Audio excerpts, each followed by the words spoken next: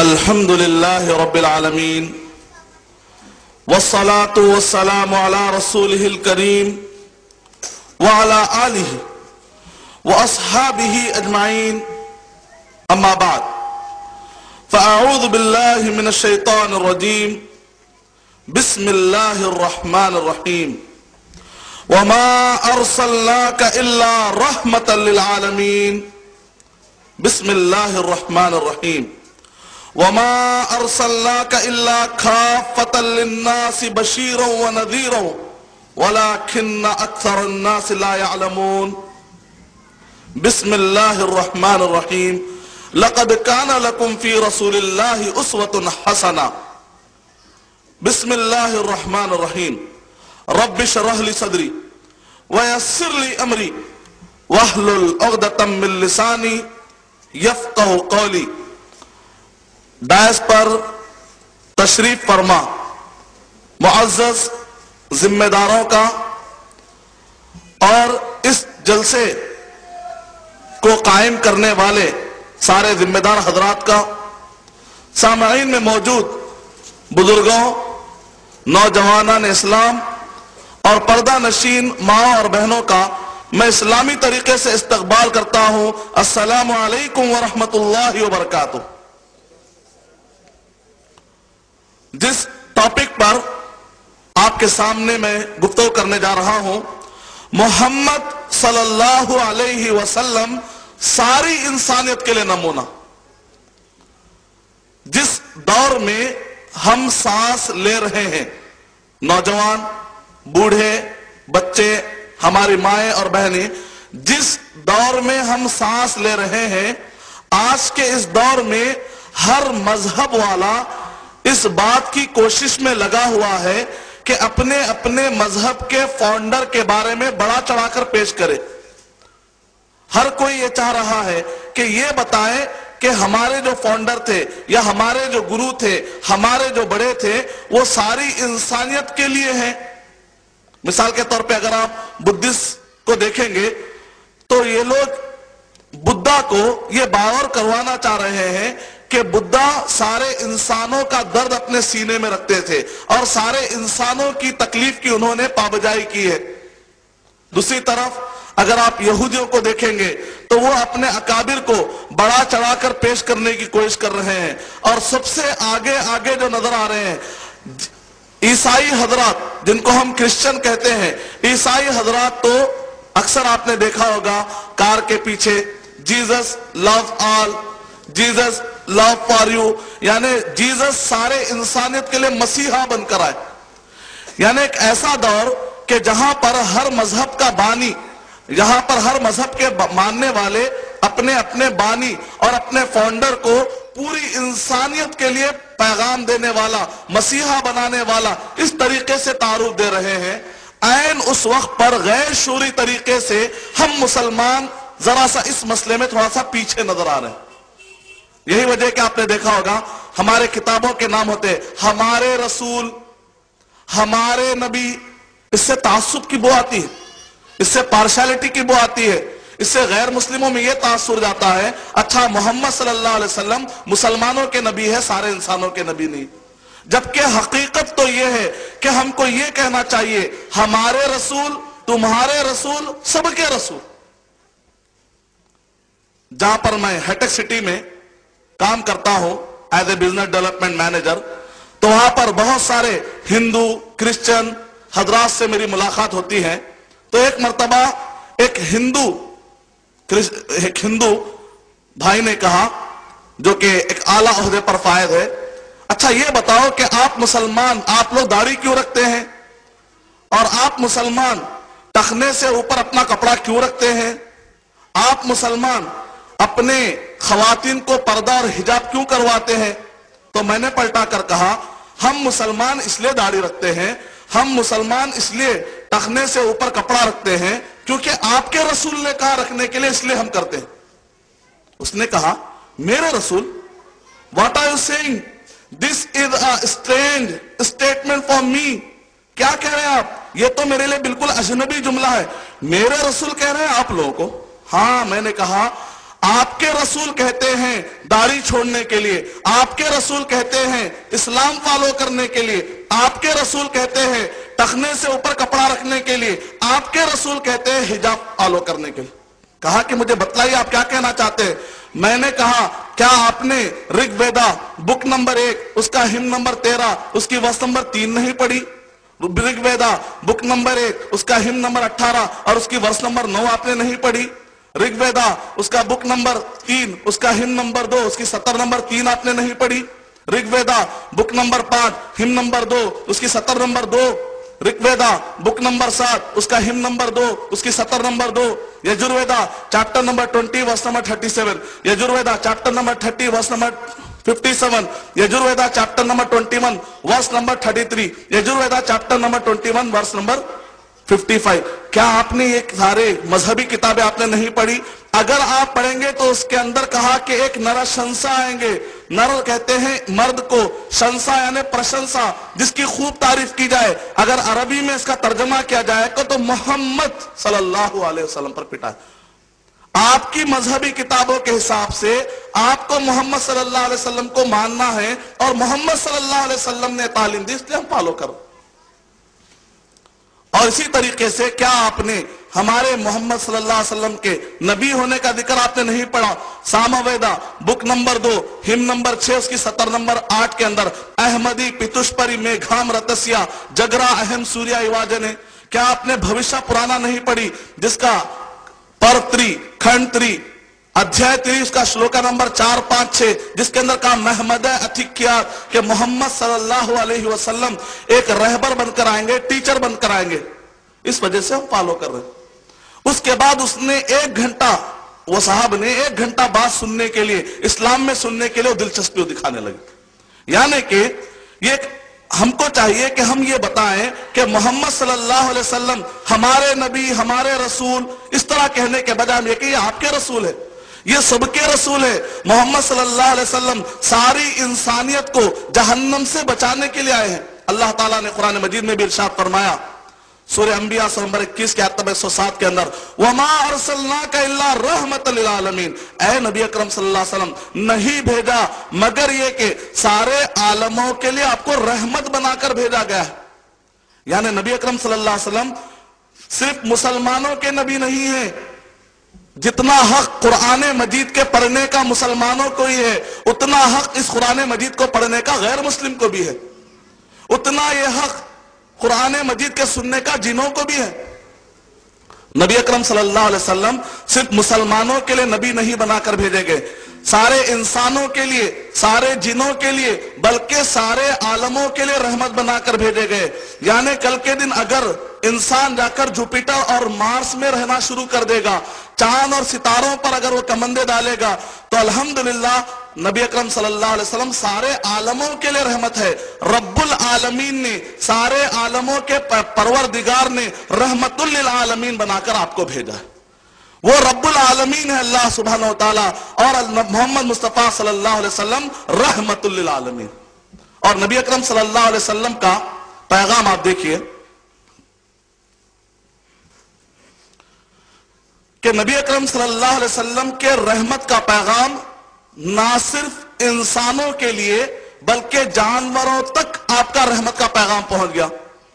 ایک مرتبہ ایک اونٹنی نے آ کر نبی اکرم صلی اللہ علیہ وسلم سے شکایت کی تو نبی اکرم صلی اللہ علیہ وسلم نے کہا اس اونٹنی کے مالک کو بلایا جائے۔ جب اونٹنی کا مالک آیا تو نبی اکرم صلی اللہ علیہ وسلم نے کہا اس اونٹنی نے مجھے سب کچھ بتا دیا ہے کہ تم ٹائم پر اسے غذا نہیں دیتے ہو اور کام زیادہ لیتے ہو۔ صحابی نے کہا نبی اکرم صلی اللہ علیہ وسلم مجھے معاف فرما دیجئے، میں دوبارہ ایسے نہیں کروں گا۔ نبی اکرم صلی اللہ علیہ وسلم کے رحمت کا پیغام جانوروں تک پہنچ چکا تھا۔ نبی اکرم صلی اللہ علیہ وسلم کی رحمت اور شفقت کی نگاہ اس حد تک تھی کہ نبی اکرم صلی اللہ علیہ وسلم نے ایک جنگ کے دوران بعض صحابہ اکرام نے چڑیا کے بعد انڈوں کو لے لیا تو نبی اکرم صلی اللہ علیہ وسلم نے کہا کس نے ان چڑیوں کو ستایا ہے، ان چڑیوں کے، ان پرندوں کے انڈوں کو واپس کر دیا جائے۔ نبی اکرم صلی اللہ علیہ وسلم نے دیکھا کہ کسی نے چونٹیوں کے دربار کو جلا دیا تھا تو نبی اکرم صلی اللہ علیہ وسلم نے فرمایا جلانے کا حق تو اس کو ہے جس نے کہ آگ کو پیدا کیا ہے، کوئی کسی مخلوق کو جلانے کی کوشش نہ کرے۔ نبی اکرم صلی اللہ علیہ وسلم نے ارشاد فرمایا آنے کی کوشش نہ کر. نبی اکرم صلی اللہ علیہ وسلم نے ارشاد فرمایا بنی اسرائیل میں ایک شخص تھا، وہ جو شراب پی کر کہیں جا رہا تھا، اس نے راستے میں دیکھا کہ ایک کتا پیاس کے مارے ہانپ رہا ہے. اس شرابی کو رحم آیا، وہ کنویں میں اپنا جوتا ڈالتا ہے اور وہاں سے پانی نکالتا ہے اور اس کتے کو پانی پلا دیتا ہے. تو نبی اکرم صلی اللہ علیہ وسلم نے ارشاد فرمایا کہ یہ کتے کو اس شرابی نے جو پانی پلایا اس کے بدلے میں اللہ سبحانہ وتعالیٰ کو ادا اتنی پسند آئی کہ اللہ سبحانہ وتعالیٰ نے جنت کے لیے اس کا نام سینکشن کر دیا، نام لکھ دیا گیا. یعنی نبی اکرم صلی اللہ علیہ وسلم جانوروں سے بھی حسن سلوک سکھا رہے.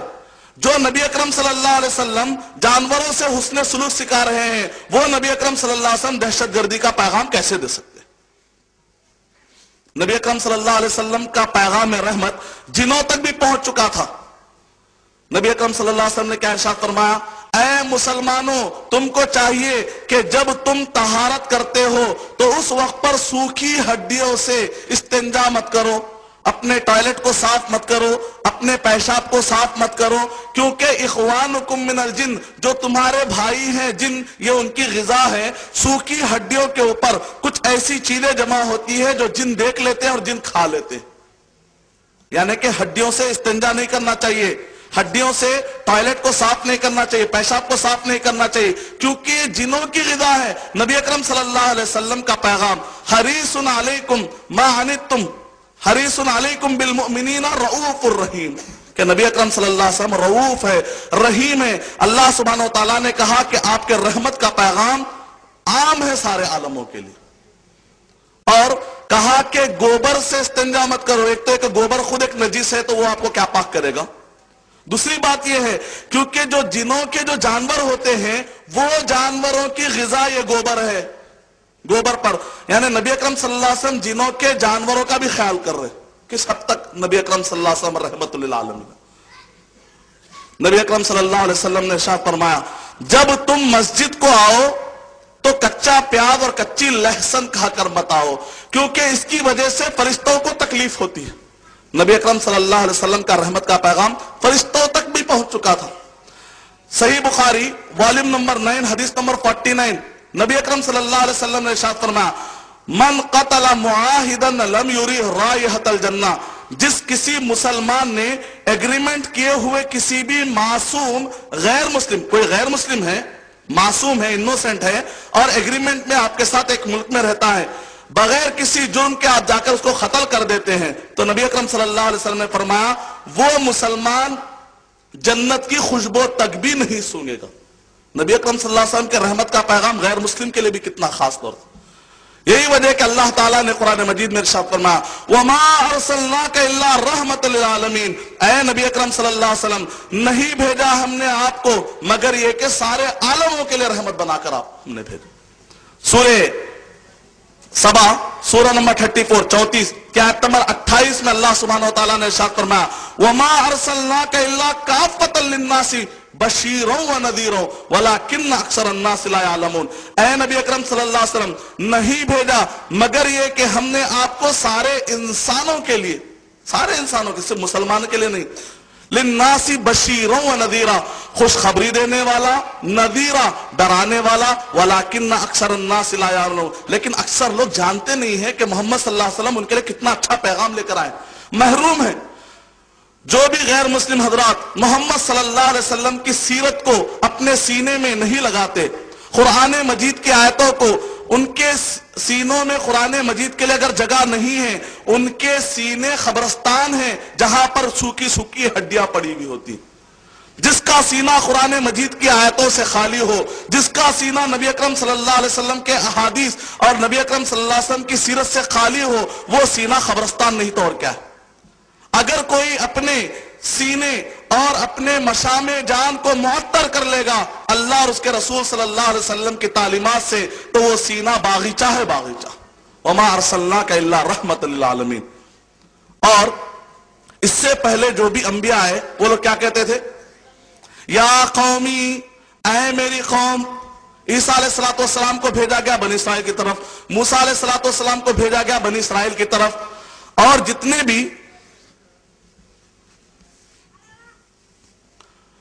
جتنے بھی انبیاء کرام کو بھیجا گیا، اگر آپ قرآن مجید میں پڑھیں گے تو اس کے اندر کیا کہا ہے؟ یا قومی، اے میری قوم، اے میری قوم. لیکن جس وقت پر نبی اکرم صلی اللہ علیہ وسلم کو بھیجا گیا، سورہ آراف سورہ نمبر 7 آیت نمبر 158 قل یا ایھا الناس، اے نبی اکرم صلی اللہ علیہ وسلم آپ اعلان کر دیجئے، یا ایھا الناس، یا ایھا المسلمون نہیں کہہ رہے، یا ایھا الناس، اے سارے لوگوں، انی رسول اللہ الیکم جمیعا، میں تم سب کی طرف رسول بنا کر بھیجا گیا. سورہ آراف سورہ نمبر 7 کہ آیت نمبر 157 میں اللہ تعالیٰ کہہ رہے ہیں وَمَكْتُوبًا عِنْدَهُمْ فِي التَّوْرَاتِ وَالْإِنْجِيلِ، اور ان کے پاس وہ لوگ لکھا ہوا پائیں گے، تورات میں اور انجیل میں لکھا ہوا پائیں گے. اسی طریقے سے میری پھر ملاقات ہوئی ہیٹیک سٹی میں کرسچن سے. کرسچن نے سیم سوال کیا، کیونکہ ہم خاص طور سے جب جاتے ہیں تو جب سوٹ پہنتے ہیں یا پینٹ شرٹ یا جو بھی، تو وائٹ ساکس رکھنے کی کوشش کرتے ہیں تاکہ یہ کلیئر دکھے کہ ہم نے اپنا کپڑا ٹخنے سے اوپر رکھا. کیوں اس لیے رکھتے ہیں؟ بعض لوگ ہمارے مسلمان بھائی ٹخنے سے اوپر کپڑا رکھنے میں شرماتے ہیں، کارپوریٹ ورلڈ میں جاتے ہیں یا بڑے بڑے آفسوں میں جاتے ہیں، ایسے وقت پر تو آپ کو جان بوجھ کر رکھنا چاہیے. اب آپ بولیں گے کیوں؟ اپرچونٹی ملے گی دعوت کا کام کرنے کی. آپ کے وہ ٹخنے سے اوپر پوائنٹ دیکھ کر وہ آ کر بولے گا بھائی کوئی نیا فیشن نکلا کیا؟ آپ بولنا بہت ایڈوانس فیشن ہے یہ، بعد میں دنیا یہی ہے فیشن اپنانے والی ہے، اب نہیں تو نہیں، جنت میں تو اس کو ماننے والی، آخرت میں تو ماننے والی، بہت ایڈوانس فیشن ہے یہ. ہم آؤٹ ڈیٹڈ فیشن کو فالو نہیں کرتے، ہم ماڈرن فیشن کو فالو نہیں کرتے، ہم تو ایڈوانس جس کی طرف دنیا پھر واپس لوٹ کر آنے والی ہے. تو خاص طور سے ٹخنے سے اوپر دیکھتے ہیں تو ایسے اوپر خاص طور سے آ کر پوچھتے ہیں. ایک سوال ہے کیا میں پوچھنا چاہتا ہوں، میں پوچھنا چاہوں گا آپ سے، خاص طور سے جب آپ دیکھتے ہیں کہ اچھا پوائنٹ پہن کر آپ جو بھی آپ کپڑا پہنتے ہیں ٹخنے سے اوپر، خاص طور سے غیر مسلم آ کر پوچھتے ہیں تو آپ کہنا میں آپ ہی کے انتظار میں تھا، میں جان بوجھ کر تو آپ ہی کے لیے پہنا تھا. یعنی اللہ سبحانہ و تعالیٰ نے جو حکم دیا، نبی اکرم صلی اللہ علیہ وسلم نے جو سنت ہم کو بتلایا، اس کو تو فالو کرنا ہی کرنا، اصل مقصد تو ہمارا اللہ تعالیٰ کو خوش کرنا ہے، ساتھ میں غیر مسلم بھائیوں کو سمجھنے کا موقع بھی تو دینا چاہیے. تو انہوں نے کہا کرسچن صاحب نے، آپ جو ٹخنے سے اوپر پہنتے ہیں مسلمان یا داڑھی رکھتے ہیں مسلمان، آپ لوگ ایسا کام کیوں کرتے ہیں؟ میں نے سیم جواب دیا، کیونکہ آپ کے رسول نے کہا اس وجہ سے ہم فالو کر رہے ہیں. واٹ؟ کیا میرے رسول نے کہا؟ ہاں آپ کے رسول نے کہا، کیونکہ محمد صلی اللہ علیہ وسلم کی سیرت کو پڑھنے کا جتنا حق مسلمانوں کا اتنا حق آپ کا بھی ہے. اور نبی اکرم صلی اللہ علیہ وسلم صرف مسلمانوں کے لیے بلکہ پورے انسانوں کے لیے، پورے عالموں کے لیے بنا کر بھیجے گئے. کیا آپ نے ڈیوٹرانومی نہیں پڑھی؟ کیا آپ نے Deuteronomy chapter number 18 verse number 18 نہیں پڑھی؟ کیا اسی طریقے سے آپ Song of Solomon chapter number 5 اس کی ورس نمبر 16 آپ نے نہیں پڑھی، جس کے اندر خاص طور سے یہ کہا گیا ہے کہ ہکو ممتکن وہ کلو محمد کا ورڈ آیا ہے ڈائریکٹ، زیہود وغیرہ بینا جروسلم. اور اسی طریقے سے اگر آپ نیو ٹیسٹمنٹ پڑھتے ہیں، Gospel of John chapter number 14 اس کی ورس نمبر 15 16 اور 17 کے اندر ایک بنجامن نامی ایک شخص تھا.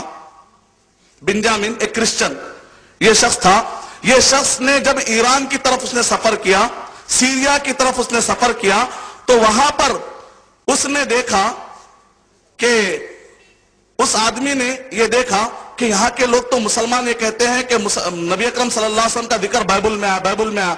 تو بنجامن کہتا ہے کہ مجھے پی ایچ ڈی لکھنے کا تھا، تو میں نے ارادہ کیا کہ پی ایچ ڈی اس ٹاپک پر کروں کہ بائبل کے اندر محمد صلی اللہ علیہ وسلم کا ذکر نہیں آیا.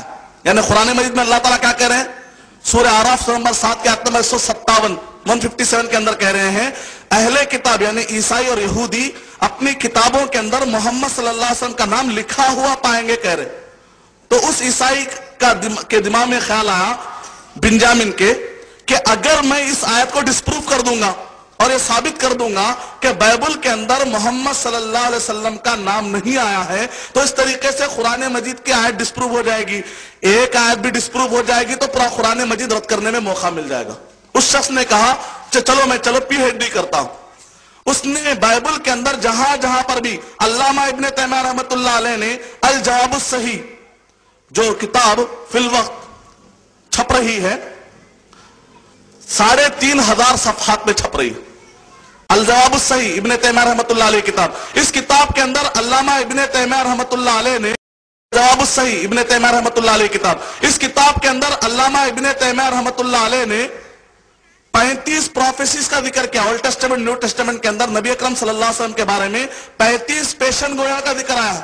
علامہ ابن تیمیہ رحمۃ اللہ علیہ نے ذکر کیا. اور اسی طریقے سے اجوبۃ الہدایۃ الحیارہ باجوبۃ الیہود والنصارى علامہ ابن قیم رحمۃ اللہ علیہ نے جو کتاب لکھی 300 پیجز کے اندر ہے، جس کے اندر ابن قیم رحمۃ اللہ علیہ نے 20 سے زیادہ نبی اکرم صلی اللہ علیہ وسلم کی پیشن گویا کا ذکر کیا. الاجوبہ الفاخرہ للاسئلہ الفاجرہ امام خرافی رحمۃ اللہ علیہ نے اپنی کتاب کے اندر 55 نبی اکرم صلی اللہ علیہ وسلم کے خوشخبریوں کا، یعنی بائبل کے اندر جو خوشخبری دی گئی کہ محمد صلی اللہ علیہ وسلم آنے والے ہیں، بائبل سے انہوں نے 55 پروفیسیز کا ذکر کیا. اظہار الحق میں علامہ قیروانی رحمۃ اللہ علیہ نے 18 خوشخبریوں کا انہوں نے ذکر کیا. تو بنجامن جو عیسائی تھے انہوں نے ساری کتابوں کے حوالے جمع کی. کام مقصد کیا تھا ان کا؟ تاکہ ڈسپروف کر دے، تاکہ یہ ثابت کرے کہ محمد صلی اللہ علیہ وسلم کا نام آیا ہی نہیں. مسلمان جھوٹ کہتے ہیں، غلط کہتے ہیں. قرآن مجید کی جو آیت ہے وہ بالکل جھوٹی ہے. کہتے ہیں کہ میں نے ایک ایک آیت جو بائبل کے اندر ایک ایک ورس ہے، ایک ایک سطر ہے، میں نے اس کو کھنگالا، اس کا کانٹیکٹ دیکھنے کی کوشش کی. اس سے پہلے کہ اب بالکل وقت آ چکا تھا، 2 سال کا عرصہ گزرا، 3 سال کا عرصہ گزرا، جب ٹائم آیا کہ مجھے تھیسس جمع کرنا تھا، پی ایچ ڈی کی ڈگری لینے کے لیے اب ٹائم بالکل قریب آ رہا ہے، اور میں یہ اطمینان میں تھا کہ اب میں پوری دنیا کو ڈسپروف کر دوں گا، پورے مسلمانوں کو جو بلین کی آبادی میں ہیں سب کو میں چیلنج دے سکتا ہوں. عین اس وقت پر جبکہ وہ پی ایچ ڈی کا اپنا مقالہ حوالے کرنے جا رہے تھے، ان کے دل میں خیال آیا کہ آخر میں کتنے ورسز کو میں پلٹاؤں گا. آخر میں انہوں نے کہا کہ اتنے کلیئر، وہ پڑھتے پڑھتے پڑھتے اس حد تک نتیجے پر پہنچ گئے، ان کو خود اطمینان ہو گیا. وہ پی ایچ ڈی کی ڈگری لینے سے پہلے انہیں کلمہ لا الہ الا اللہ کی شہادت اور ڈگری مل گئی. کہا لا الہ الا اللہ محمد رسول اللہ. آپ کو معلوم ہے یہ کتاب جو میں کہہ رہا ہوں ایسا نہیں کہ عربی میں ہے، عربی میں بھی موجود ہے، انگلش میں بھی موجود ہے. اگر آپ مارکیٹ میں جائیں گے تو بنجامن کا نام ملے گا آپ کو ڈیوڈ، داؤد. اگر آپ جا کر کہیں گے محمد صلی اللہ علیہ وسلم، ٹائٹل کتاب کا نام ہے محمد، نیچے ہے بنجامن لکھا ہوا ہے عرف داؤد، یعنی ابھی تک انہوں نے نام نہیں بدلا. یہ بتانے کے لیے کہ یہ ریسرچ میں نے مسلمان ہونے کے بعد نہیں کیا، یہ ریسرچ میں مسلمان ہونے سے پہلے میں نے کیا، اور یہ ریسرچ کی بنیاد پر مسلمان ہو گیا. یعنی ایک بندہ یہ چلا تھا ریسرچ کرنے کے لیے، اسلام کو ڈسپروف کرنے کے لیے، اللہ تعالیٰ نے اس کے ریسرچ کے ذریعے سے اس کو اسلام قبول کروا دیا. یہ اللہ تعالیٰ کا کیسا نظام ہے دیکھیں. مسلمان اگر دعوت کے کام کے لیے نہیں اٹھیں گے تو اللہ سبحانہ و تعالیٰ کو ہم میں سے کسی کی بھی ضرورت نہیں. اگر آپ اور ہم اللہ سبحانہ و تعالیٰ کے دین کی خدمت اور اس کی حفاظت کے لیے اپنا ٹائم نہیں لگائیں گے تو اللہ سبحانہ و تعالیٰ ابابل سے کعبے کی حفاظت کر لیں. اللہ سبحانہ و تعالیٰ ہدہد پرندے سے، قرآن مجید میں ہے نا، ہدہد پرندے سے اللہ تعالیٰ دعوت کا کام لے لیں گے. اللہ سبحانہ و تعالیٰ چیونٹیوں سے اپنے دین کی خدمت لے لیں گے. اللہ سبحانہ و تعالیٰ کو ہم میں سے کسی کی ضرورت نہیں ہے، ہم کو اللہ سبحانہ و تعالیٰ کی ضرورت ہے. وَأَنْتُمُ الْفُقَرَاءُ، تم لوگ مجبور ہو، اللہ سبحانہ و تعالیٰ کسی کا ہم محتاج، اللہ الصمد، اللہ سبحانہ و تعالیٰ بے نیاز. تو ہم کو چاہیے کہ ہم غیر مسلموں کے پاس یہ بات دن بدن بیٹھتے جا رہی ہے کہ نبی اکرم صلی اللہ علیہ وسلم یہ مسلمانوں کے نبی ہے. اور اس کی ایک تو وجہ مسلمانوں کی غیر شعوری ہے کہ ہم نے ہمارے نبی، جا کے غیر مسلم سے کہتا بات کرتے ہیں، ہمارے رسول کون تھے معلوم؟ معراج میں گئے. یعنی ہم تم میں یہ مسئلہ ہو رہا ہے کہ سامنے والے کو آپ یہ پیغام دے رہے ہیں، آپ ایک تعصب کی بات کر رہے ہیں، اور غیر مسلم کبھی بھی اس کو ایکسپٹ کرنے والے نہیں ہیں. اور پھر اوپر سے عیسائی حضرات بڑے پیمانے پر کوشش کر رہے ہیں، اور اورینٹلسٹ دونوں مل کر بڑے پیمانے پر کوشش کر رہے ہیں. ایک طرف ہمارا حال یہ ہے کہ ہم نبی اکرم صلی اللہ علیہ وسلم کو یونیورسل لیول پر پیش نہیں کر رہے، تو دوسری طرف عیسائی اور اورینٹلسٹ مل کر نبی اکرم صلی اللہ علیہ وسلم کے بارے میں یہ پیغام دینا چاہتے ہیں کہ نبی اکرم صلی اللہ علیہ وسلم صرف عرب کے لیے آئے تھے، وہ سارے انسانوں کے لیے نہیں آئے تھے. اورینٹلسٹ مستشرقین یہ کون ہیں؟ جو ہالینڈ، پولینڈ کو جنہوں نے بیس بنا کر کام شروع کیا تھا، اور آج بھی آپ دیکھ رہے ہیں ہالینڈ کے اندر ڈچ زبان میں فتنہ فلم نکلی جس کے اندر محمد صلی اللہ علیہ وسلم کو اس طریقے سے بتایا گیا، 17 منٹ کی فلم جس کے اندر یہ بتایا گیا کہ محمد صلی اللہ علیہ وسلم ان قریب ایک بلڈنگ کے اوپر ایک پلین کریش ہونے والا ہے، اس میں سے محمد صلی اللہ علیہ وسلم نعوذ باللہ بم باندھ کر اس بلڈنگ پر گرنے والے. یہ بتایا جا رہا ہے کہ دیکھو محمد صلی اللہ علیہ وسلم دہشت گرد تھے، نعوذ باللہ. اور ایک ایسے وقت پر جبکہ ڈنمارک کے اندر محمد صلی اللہ علیہ وسلم کے کارٹون بنائے جا رہے ہیں، اور ایک شخص نے تو غضب کر دیا اللہ سبحانہ وتعالی نعوذ باللہ کہ اس نے ایک عورت کو جو ناچنے والی تھی، اس عورت کے اس نے کپڑے اتروا دیے اور اس کے سینے پر اس نے محمد لکھ دیا اور کہا کہ ناچو دربار میں، نعوذ باللہ من ذلک.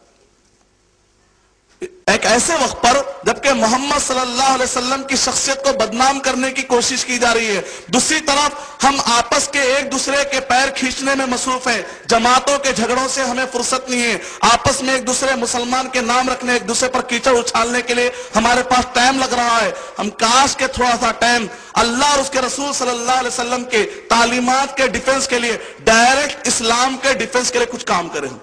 جماعتوں کے ڈیفنس کے لیے تو ہم بہت کام کرتے ہیں، اسلام کے ڈیفنس کے لیے جو غیر مسلم حملہ کر رہے ہیں اس کے لیے ہمارے پاس کوئی میٹیریل ہی نہیں ہے. Edward Said 1979 April 16 Times magazine کے حوالے کے مطابق، ایڈورڈ سیڈ ایک مستشرق ہے، اورینٹلسٹ ہے.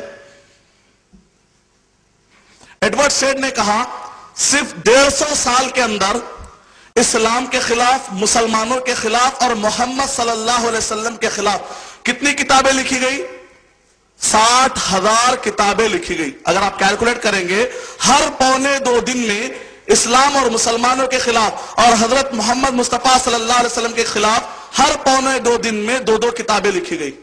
میں پوچھنا چاہتا ہوں یہاں پر اتنے ہم بیٹھے ہیں، کیا ہم نے پونے 2 دن میں اسلام کے ڈیفنس میں ہم نے کوئی کتاب لکھی ہے؟ کوئی ویب سائٹ ہم نے چلایا ہے؟ کوئی کام ہم نے کیا ہے؟ نہیں. تو پھر یہ اچھا موقع ہے سوچنے کا کہ ہم لوگ کہاں جا رہے ہیں. کیا واقعی ہم اس جنت کو حاصل کرنے کے لیے کچھ اپنا عمل رکھتے ہیں کہ قیامت کے دن کہ اس عمل کی بنیاد پر اللہ تعالیٰ رحم کھا کے ہمیں جنت میں ڈال دے؟ کیا ہم واقعی اسلام کے ڈیفنس کے لیے کچھ کام کر بھی نہیں رہے ہیں کہ نہیں؟ اور آج سے 100 سال پہلے ایک میگزین المقتبس، اس میگزین کے اندر بتایا گیا کہ غیر مسلموں نے ابھی تک محمد صلی اللہ علیہ وسلم کے بارے میں 350 کتابیں لکھی، خلاف میں بھی لکھی گئی ہیں، تعریف میں بھی لکھی گئی. یعنی محمد صلی اللہ علیہ وسلم کی شخصیت کا تعارف دن بدن ہم خاص کرتے چلے جا رہے ہیں، مختصر کرتے چلے جا رہے ہیں، جبکہ نبی اکرم صلی اللہ علیہ وسلم کی زندگی اور نبی اکرم صلی اللہ علیہ وسلم کی سیرت یونیورسیلٹی ہے، ہماگیر شخصیت ہے. علامہ یہ مسئلہ آج سے نہیں ہو رہا ہے، علامہ ابن تیمیہ رحمۃ اللہ علیہ کے زمانے سے بھی ہو رہا ہے. علامہ ابن تیمیہ رحمۃ اللہ علیہ کے زمانے میں چند کرسچنز، چند عیسائیوں نے مل کر 17 سوالات بھیجے ابن تیمیہ رحمۃ اللہ علیہ کی خدمت میں، کہا کہ اگر آپ یہ سوالات کے جوابات دے دیں گے تو ہم کلمہ پڑھ لیں گے. علامہ ابن تیمیہ رحمۃ اللہ علیہ نے ان 17 سوالات کے جوابات میں جو کتاب لکھی وہ ہے الجواب الصحیح لمن بدل دین المسیح، جو آج سعودی عرب سے 7 والیوم میں تحقیق کے ساتھ 7 والیوم میں 3,500 پیجز کی شکل میں چھپ رہی ہے. اور علامہ ابن تیمیہ رحمۃ اللہ علیہ نے یہ کتاب لکھنے سے پہلے پوری بائبل پڑھی. ابن تیمیہ رحمۃ اللہ علیہ نے کون سی زبان میں؟ عربی زبان میں نہیں، یونانی زبان انہوں نے سیکھی. امام ابو زہرہ مصر کے بایوگرافی لکھنے والے کہہ رہے ہیں ابن تیمیہ رحمۃ اللہ علیہ کے اوپر لکھتے ہوئے کہہ رہے ہیں ابن تیمیہ رحمۃ اللہ علیہ کو اس حد تک دعوت کی تڑپ تھی، غیر مسلموں کو اسلام بتانے کی تڑپ اس حد تک تھی کہ انہوں نے اس کے واسطے خاص طور سے یونانی زبان سیکھی. ہم میں سے کتنے ایسے مسلمان ہیں جو اپنا ٹائم دعوتی کام کے لیے دے رہے ہیں؟ ہم کو آپس میں اگر اختلافی مسئلوں پر گفتگو کرنے کا ٹائم آ جائے تو رات بھر گفتگو کر سکتے ہیں، لیکن کسی غیر مسلم کو جا کر اسلام کیا سمجھانے کے ابھی تک بھی ہمارے اندر صحیح سوجھ اور بوجھ نہیں آئی. اس کا مطلب ہم کو چاہیے کہ ہم اپنا ذرا سا ری ڈیزائننگ کریں اپنے کاموں کی، صحیح طریقے سے دیکھیں کہ واقع اسلام کا پرچار ہم کر رہے ہیں یا نہیں کر رہے ہیں. ابن تیمیہ رحمۃ اللہ علیہ کو جو 17 سوالات کیے گئے اس میں سے ایک سوال کیا ہے؟ عیسائیوں نے سوال کیا، سورہ جمعہ سورہ نمبر 62 کے آیت نمبر 2 انہوں نے کوٹ کی، اس کے اندر کہا کہ هو الذی بعث فی الامیین رسولا. اللہ تعالیٰ قرآن مجید میں خود کہہ رہے ہیں کہ اللہ تعالیٰ نے امیوں میں بھیجا. امی کس کو کہتے ہیں؟ عرب کے لوگوں کو امی کہتے تھے. امی مطلب یہ ہے، ان پڑھ کو نہیں کہتے، کئی لوگ ترجمہ کرتے ہیں ان پڑھ نہیں. امی مطلب جو دیکھ کر پڑھ نہیں سکتا، جو حروف کو دیکھ کر پڑھ نہیں سکتا، جو لکھ نہیں سکتا. لیکن سن کر امرؤ القیس کے مؤلخات، بڑے بڑے مؤلخات، اشعار سن کر یاد کر لیتے تھے وہ لوگ، بڑی بڑی سندیں یاد کرتے تھے۔ نبی اکرم صلی اللہ علیہ وسلم کہتے ہیں اپنے بارے میں امی، لیکن سورہ بقرہ سن رہے تو یاد کر لے رہے۔ صحابہ اکرام سورہ بقرہ سن رہے تو یاد کر لے رہے۔ صحابہ اکرام جن کو کہا گیا امی، لیکن وہ سورہ بقرہ، سورہ پورا قرآن مجید ماشاءاللہ یاد تھا۔ یعنی سن کر یاد کر سکتے ہیں، سن کر علم حاصل کر سکتے ہیں، پڑھ کر نہیں۔ امی اس کو کہتے ہیں، ان پڑھ کو نہیں کہتے امی، جو دیکھ کر پڑھ نہیں سکتا، جو لکھ نہیں سکتا۔ الذی لا یقرأ ولا یکتب لسان العرب۔ تو عیسائیوں نے کیا سوال کیا ابن تیمیہ رحمۃ اللہ علیہ سے کہ قرآن مجید میں خود اللہ سبحانہ وتعالیٰ سورہ جمعہ سورہ نمبر 62 کے آیت نمبر 2 میں کہہ رہے ہیں هو الذی بعث فی الامیین رسولا، کہ اللہ تعالیٰ نے محمد صلی اللہ علیہ وسلم کو عرب جو امی تھے ان کے درمیان بھیجے۔ اس کا مطلب یہ نکلا کہ محمد صلی اللہ علیہ وسلم سارے انسانوں کے لیے نہیں آئے۔ آپ لوگ کیوں اپنا مذہب سارے انسانوں کو پھیلا رہے ہیں؟ ہندوستان میں، پاکستان میں، انڈونیشیا میں، ملیشیا میں، عرب میں، عجم میں، مشرق میں، شمال میں، جنوب میں، آپ لوگ کیوں پھیلا رہے ہیں؟ قرآن میں خود اللہ تعالیٰ کہہ رہے ہیں کہ محمد صلی اللہ علیہ وسلم امیوں کے درمیان بھیجے گئے ہیں۔ تو علامہ ابن تیمیہ رحمۃ اللہ علیہ نے بڑا پیارا جواب دیا، کہا کہ للأمیین نہیں کہا گیا، فی الامیین کہا گیا، عرب کے درمیان بھیجے گئے کہا گیا، عرب کے لیے بھیجے گئے قرآن میں یہ نہیں ہے۔ ان کا پہلا سوال کیا تھا؟ عرب کے درمیان بھیجے گئے۔ ہاں عرب کے درمیان بھیجے گئے ہیں، کس کے لیے بھیجے گئے؟ پورے عالم کے لیے بھیجے گئے۔ آپ کا پیغام بھیجا گیا وہاں پر، لیکن پیغام تھا پورے عالموں کے لیے۔ اس آیت کے اندر کوئی ایسا معنی نہیں جس کو تم یوز کر سکو۔ دوسرا سوال انہوں نے کیا، اگر یہ قرآن مجید پورے انسانوں کے لیے ہے تو پھر دنیا کے ہر زبان میں قرآن میں اترنا تھا، عربی میں کیوں اتری؟ عربی میں کیوں قرآن میں اتری؟ تیلگو میں اترنا تھا قرآن مجید، تمل میں اترنا تھا اللہ سبحانہ وتعالی کی طرف سے۔ تو ابن تیمیہ رحمۃ اللہ علیہ نے کہا اگر تمہاری اس لاجک کو مان لیا جائے تو پھر بائبل کی بھی تبلیغ کرنا چھوڑ دو، کیونکہ بائبل کس زبان میں نازل ہوئی وہ بھی نہیں معلوم۔ یونانی میں زبان میں ہوئی، عبرانی میں ہوئی، سریانی میں، آج تک عیسائیوں کو یہ پتا نہیں ہے حضرت عیسیٰ علیہ السلام کون سی زبان میں بات کرتے تھے، عبرانی میں بات کرتے تھے یا سریانی میں بات کرتے تھے، وہ بھی پتا نہیں۔ اور جو انجیل یا تورات اترنے کا یہ لوگ دعویٰ کرتے ہیں کس زبان میں اتری وہ بھی نہیں معلوم۔ تو ابن تیمیہ رحمۃ اللہ علیہ نے کہا پہلے اپنی زبان کو تو معلوم کرو، بعد میں تبلیغ کے لیے نکلو۔ اگر تمہاری اس لاجک کو مان لیا جائے تو تم کو بھی چاہیے کہ اپنے بائبل کو صرف سریانی اور عبرانی حد تک رکھو۔ اور یہ تو ایسی لاجیکل بات ہے، مثال کے طور پہ ایک فرانس کا رہنے والا کوئی ڈاکٹر، کوئی سائنٹسٹ اگر کوئی دوا ایجاد کرتا ہے، انوینٹ کرتا ہے، اگر فرانس کا رہنے والا ڈاکٹر سائنٹسٹ کوئی دوا بناتا ہے اور دوا کا ڈسکرپشن ڈیٹیل لکھتا ہے فرانس کی زبان میں، اب مان لیجئے کہ یہ دوا ہندوستان میں کسی مریض کو کام آ رہی ہے، تو دوسرا ڈاکٹر آ کر کہتا ہے نہیں نہیں نہیں نہیں یہ دوا یہ مریض کو نہیں دینی چاہیے۔ ارے کیوں نہیں دینی چاہیے؟ کیونکہ یہ فرانسیسی زبان میں ہے لہذا اس کو نہیں دینی چاہیے۔ تو آپ بولیں گے لاجیکل، ٹھیک ہے، فرانس کے ڈاکٹر نے، سائنٹسٹ نے اس کو فرینچ زبان میں لکھا ہے، لیکن یہ فائدہ اگر ہندوستانی مریض کو ہو رہا ہے تو برابر اس دوا کو استعمال کیا سکتا ہے۔ تو اس طریقے سے اگر قرآن مجید عربی زبان میں نازل ہوتا ہے لیکن پوری انسانیت کے لیے کام آتا ہے تو ایسے وقت پر صرف زبان کی بنیاد پر ہم یہ نہیں کہیں گے کہ صرف عرب کے لیے ہے۔ الحمدللہ اس کا ترجمہ کیا سکتا ہے، اس کو سمجھایا جا سکتا ہے، اس کو پڑھایا جا سکتا ہے۔ کئی لوگ آپ تعجب کریں گے کتنا بڑا معجزہ، غور کیجئے۔ چھوٹا چیلنج دیتا ہوں، چھوٹا، زیادہ نہیں، بڑے چیلنج دیے تو بھاگ جاتے۔ چھوٹا چیلنج یہ ہے، دنیا کی کوئی ایسی لینگویج بتائیے، زبان، کوئی بھی ایسی لینگویج، اس لینگویج کے اندر ایک 600 نہیں 100 پیجز کی بک لکھیا اور یہ بولیے دنیا میں جتنے بھی زبان کے ماہر ہیں، دنیا میں جتنے بھی زبان بولنے والے ہیں، ہر زبان میں ایک حافظ چاہیے۔ اس زبان کی جو 100 پیجز میں جو کتاب لکھی گئی ہے، دنیا کے جتنے بھی تمل، کیرلا، سومالین، جتنے بھی دنیا میں زبانیں ہیں، وہ ساری زبانوں والوں کو چاہیے کہ یہ 100 پیجز کی بک یاد کر کے بتائیں۔ کئی زبانیں تو منہ پہ چڑھتی نہیں آج بھی، لیکن ماشاءاللہ سے قرآن مجید کا معجزہ آپ یہ دیکھیے، الحمدللہ لگ بھگ دنیا کے جتنے بھی زبانوں والے موجود ہیں، ہر زبانوں میں ایک حافظ موجود ہے۔ قرآن مجید عربی زبان میں ہے کیونکہ اللہ تعالیٰ نے قرآن مجید میں ارشاد فرمایا سورہ قیامہ سورہ نمبر 75 کی آیت نمبر 15 16 17 اور 18 کے اندر لا تحرک به لسانک لتعجل به، اے نبی اکرم صلی اللہ علیہ وسلم آپ جلدی مت کیجئے، انا علینا جمعہ، اس کو جمع کرنے کی ذمہ داری ہماری، انا علینا جمعہ وقرآنہ، اور اس کو پڑھانے کی ذمہ داری بھی ہماری۔ یعنی اللہ سبحانہ وتعالیٰ نے اس قرآن مجید میں ایک ایسا معجزہ دیا ہے، آج دنیا کے لگ بھگ دنیا کے جتنے بھی زبانوں والے پائے جاتے ہیں، ہر زبان، تمل کے اندر جائیے تو آپ کو وہاں پر ایک حافظ ملے گا، کیرلا میں جائیں گے تو حافظ ملے گا، دنیا کے جتنے بھی زبانیں بولنے والے ہیں ہر زبان کے ماننے والے اور بولنے والے کے پاس الحمدللہ ایک حافظ مل جائے گا۔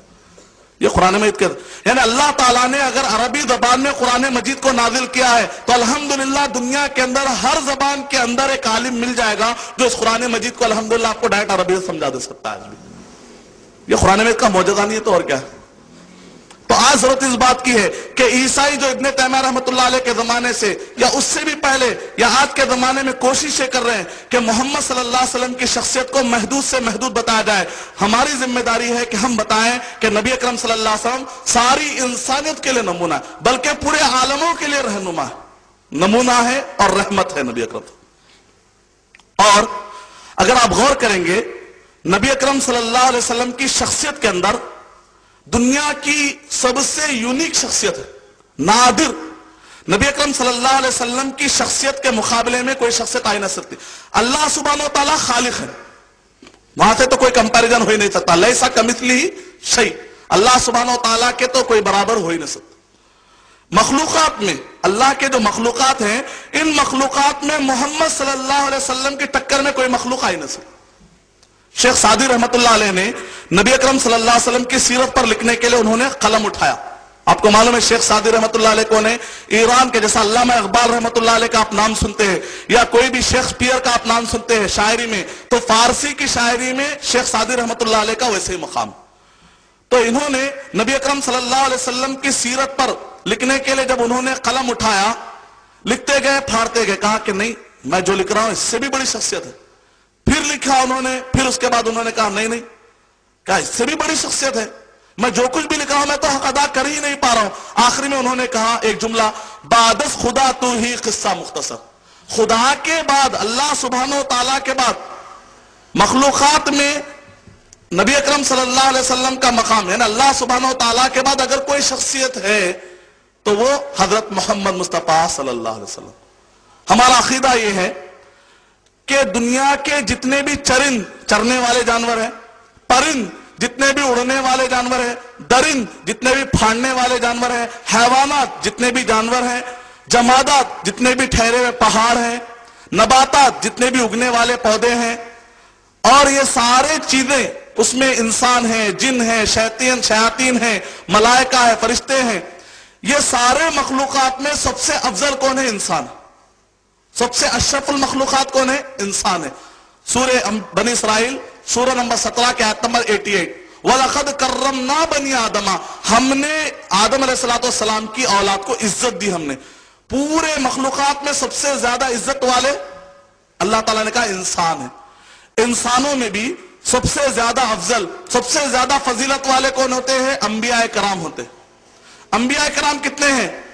انبیاء کرام مسند احمد بن حنبل حدیث نمبر 22,466 کہ نبی اکرم صلی اللہ علیہ وسلم نے کہا 1,24,000 انبیاء کرام آئے، رسول اور انبیاء کرام آئے، اس میں سے 315 رسول ہیں، باقی کے پورے نبی ہیں انبیاء کرام۔ 1,24,000 انبیاء کرام، انسانوں میں سب سے زیادہ افضل کون ہے؟ یہ سارے انبیاء اور رسول ہیں۔ سارے انبیاء اور سارے رسولوں میں بھی سب سے زیادہ افضل کون ہے؟ وہ 25 ہے جن کا ذکر قرآن مجید میں آیا۔ ان 25 نبیوں اور رسولوں میں بھی سب سے زیادہ افضل کون ہے؟ 5 رسول ہیں جن کو اولو العزم من الرسول کہا جاتا ہے۔ حضرت نوح علیہ السلام، حضرت ابراہیم علیہ السلام، حضرت موسیٰ علیہ السلام، حضرت عیسیٰ علیہ السلام، حضرت محمد مصطفیٰ صلی اللہ علیہ وسلم۔ پانچوں نبیوں میں بھی سب سے زیادہ افضل کون ہے؟ 2 رسول ہیں جن کو خلیلان کہا گیا، اللہ تعالیٰ کے 2 حضرت ابراہیم علیہ السلام، حضرت محمد مصطفیٰ صلی اللہ علیہ وسلم۔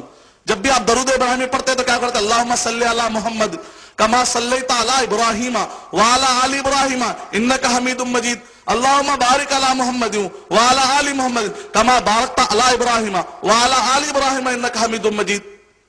अगर ये दो नबियों में भी सबसे ज्यादा अगर कोई अफजल है तो हजरत मोहम्मद मुस्तफा सल्लल्लाहु अलैहि वसल्लम। अल्लाह ताला ने कुरान मजीद में खुद इरशाद फरमाया व काना फज़लुल्लाहि अलैका अज़ीमा, ऐ नबी अकरम सल्लल्लाहु अलैहि वसल्लम ये सारे नबी और रसूल तो अपनी जगह पर है, लेकिन आपकी वसल्लम ये सारे नबी और रसूल तो अपनी जगह पर है, लेकिन आपकी फजीलत सबसे आगे।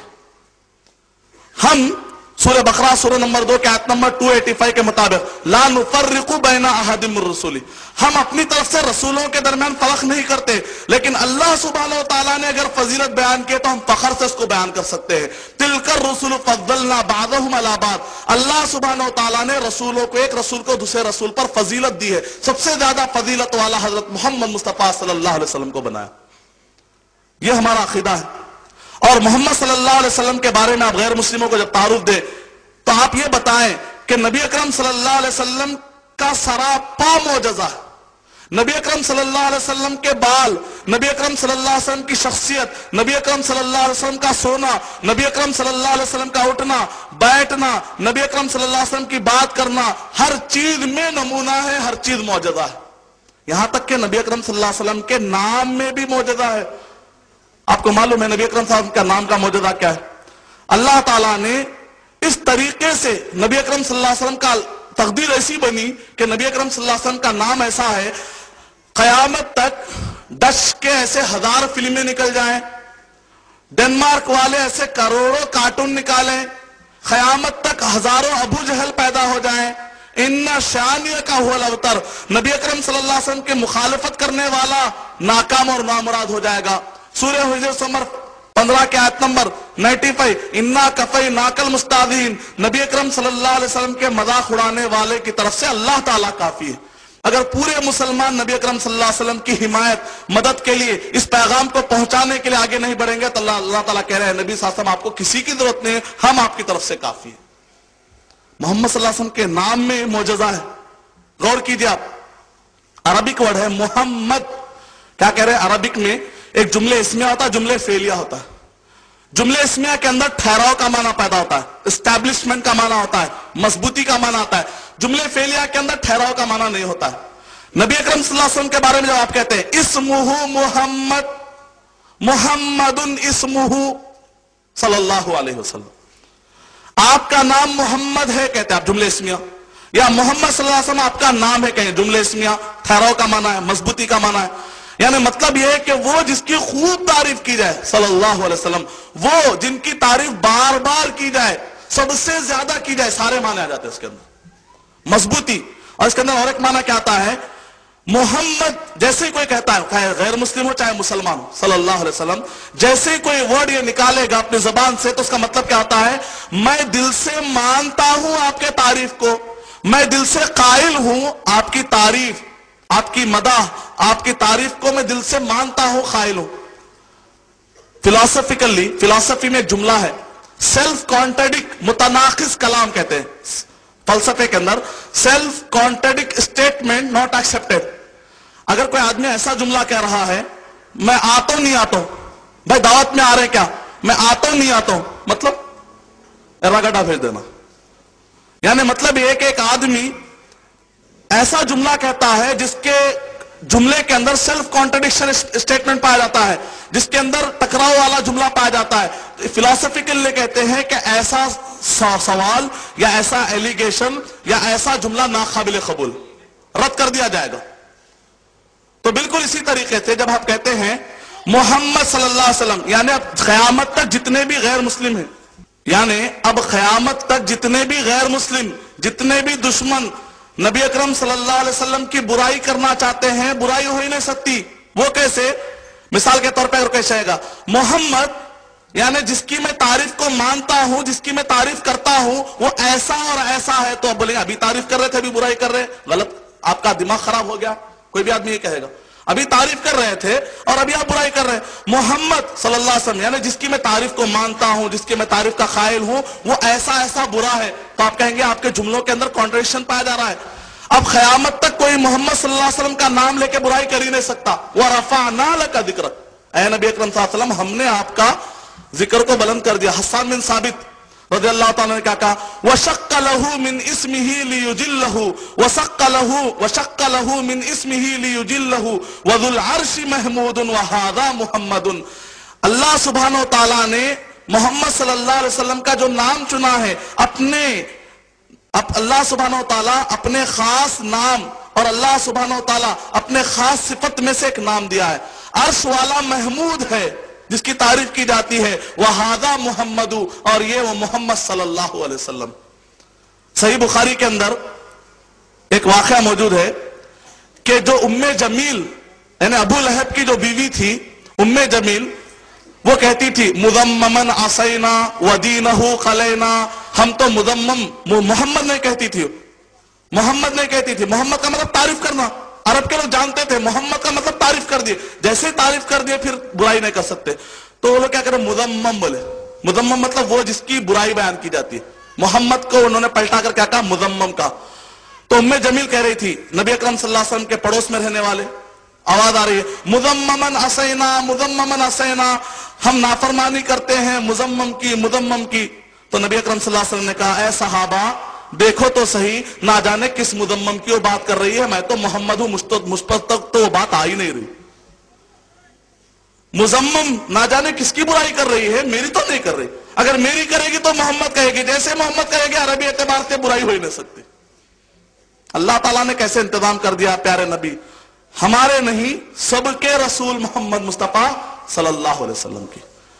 اب آئیے ذرا غور کیجئے، نبی اکرم صلی اللہ علیہ وسلم کی جو شخصیت ہے، جیسا کہ میں نے کہا سراپا آپ کا اٹھنا بیٹھنا ہر چیز نبی امت کے لیے مشعل راہ ہے، نمونہ ہے، معجزہ ہے. نبی اکرم صلی اللہ علیہ وسلم کے شخصیت میں اگر آپ غور کریں گے تو نبی اکرم صلی اللہ علیہ وسلم کے اندر ایسی صفتیں نظر آتی ہیں متنوع نہیں، ورسٹیلٹی، ایسی صفتیں جو ایک انسان کے اندر ساری چیزیں جمع ہو جائے ناممکن ہو.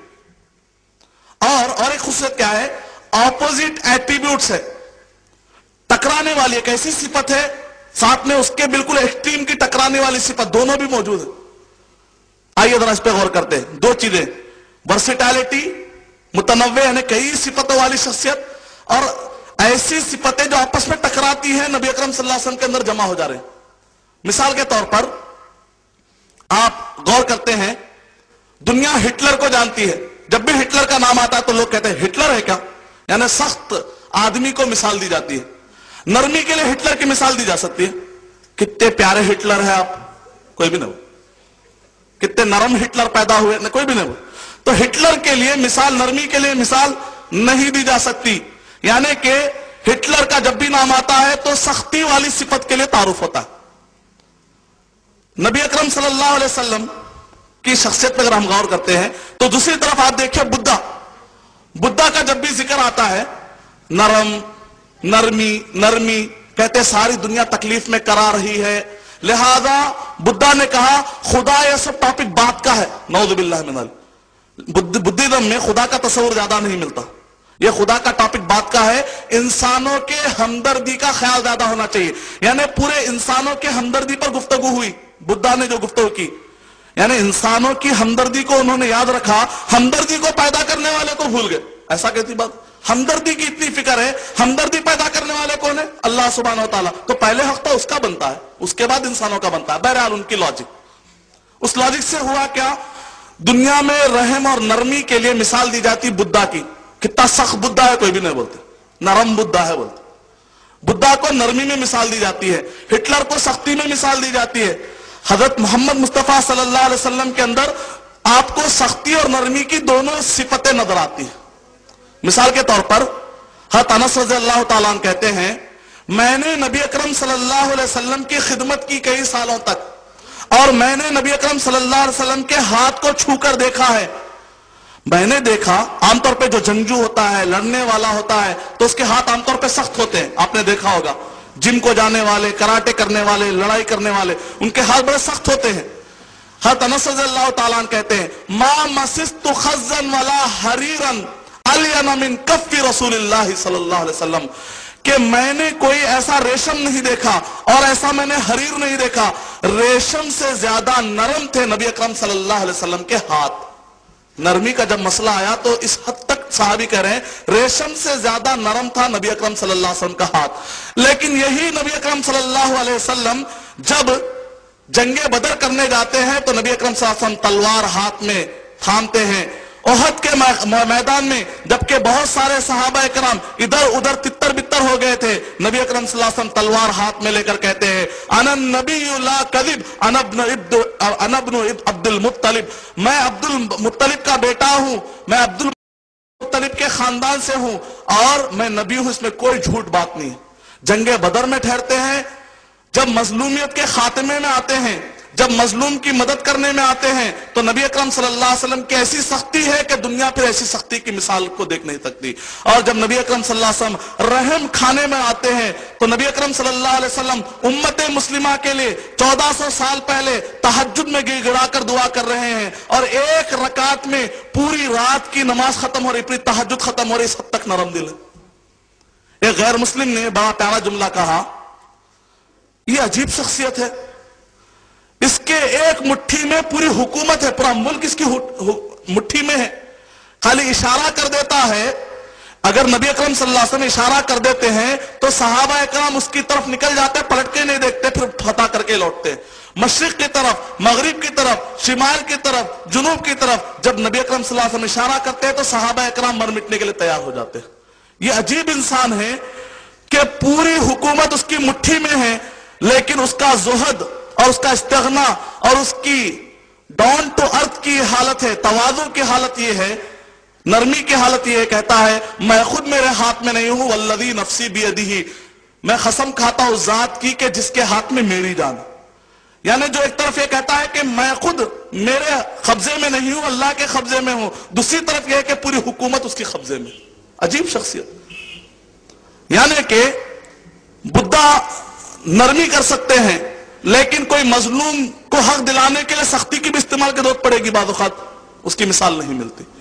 ہٹلر سختی کر سکتا ہے لیکن بعض بیواؤں اور بے سہاروں کے لیے نرمی کی ضرورت پڑتی ہے، وہاں پر وہ مثال نہیں ملتی۔ حضرت محمد مصطفیٰ صلی اللہ علیہ وسلم بیواؤں اور مسکینوں اور یتیموں اور لاچاروں کے لیے آپ ہمدردی کا پیغام تھے، تو ظالموں کے خلاف نبی اکرم صلی اللہ علیہ وسلم ننگی تلوار بھی تھے۔ اور نبی اکرم صلی اللہ علیہ وسلم کی شخصیت پہ اگر آپ غور کریں گے، اللہ کے حقوق ادا کرنے میں بھی مکمل، بندوں کے حقوق ادا کرنے میں بھی مکمل۔ عام طور پہ کیا ہوتا ہے، اگر کوئی آدمی دینی کام کرتا ہے تو گھر والوں کے حقوق ادا نہیں کرتا، اگر کوئی گھر والوں کے پیچھے پڑ جاتا ہے تو دین کے کام کو چھوڑ دیتا ہے۔ لیکن نبی اکرم صلی اللہ علیہ وسلم کے بارے میں آتا ہے، صحابی کہہ رہے ہیں ایک رات نبی اکرم صلی اللہ علیہ وسلم نے تہجد کے لیے نماز آپ نے پڑھی، میں بھی آپ کے پیچھے ٹھہر گیا، چلو تہجد پڑھوں گا، تو آپ نے سورہ بقرہ شروع کی۔ میں نے سوچا کہ شاید کہ تھوڑے حصہ پڑھیں گے، سورہ بقرہ ختم ہو گیا، میں پیچھے ٹھہرا ہوا رہا۔ پھر اس کے بعد نبی اکرم صلی اللہ علیہ وسلم نے سورہ نساء شروع کی، میں نے سوچا شاید کہ سورہ نساء کی ایک دو آیتیں پڑھیں گی، سورہ نساء ختم ہو گئی۔ پھر اس کے بعد نبی اکرم صلی اللہ علیہ وسلم نے سورہ مائدہ شروع کی، سورہ مائدہ ختم کرنے کے بعد بہت لمبے لمبے سورے، بہت بڑے بڑے سورے، ہماری نماز ہے کہ اللہ اکبر اللہ اکبر، ہم لوگ نماز ختم کرنے کے لیے پڑھ رہے ہیں، ہمارے پاس ہے نا ختم قرآن، فہم قرآن چلے گیا امت مسلمہ۔ ارے قرآن ختم کرنے کے لیے کیوں پڑھ رہے ہیں؟ بس سمجھنے کے لیے پڑھو۔ ایک آدمی تیز تیز چائے پی رہا سمجھو، بھائی ختم کرنے کے لیے چائے پی رہے یا مزے کے لیے پی رہے، پہلے پوچھ لینا پڑتا نہیں۔ تو ہمارے پاس بھی ایسے ختم قرآن، ارے قرآن ختم کرنے آتے کیوں پڑھ رہے ہیں؟ بس سمجھنے کے لیے پڑھو، ختم کر کے رکھ دینا جوس دان میں لپٹ کے۔ حضرت عبداللہ بن مسعود اللہ کیا کہہ رہے ہیں، جب تک ہم 10 آیتیں سمجھتے نہیں تھے آگے نہیں بڑھتے تھے۔ یہاں پر ختم کرنے کی فکر ہے، وہاں سمجھنے کی فکر ہے۔ تو نبی اکرم صلی اللہ علیہ وسلم تہجد کی رکعت میں ٹھہر کر کیا کہہ رہے ہیں؟ صحابی کہہ رہے ہیں سورہ بقرہ، سورہ نساء، سورہ مائدہ آپ نے پڑھی، پھر اس کے بعد آپ نے رکوع کیا۔ رکوع آپ کا اتنا لمبا تھا جتنا کہ آپ کا قیام تھا۔ اللہ اکبر، تہجد کا عالم یہ ہے۔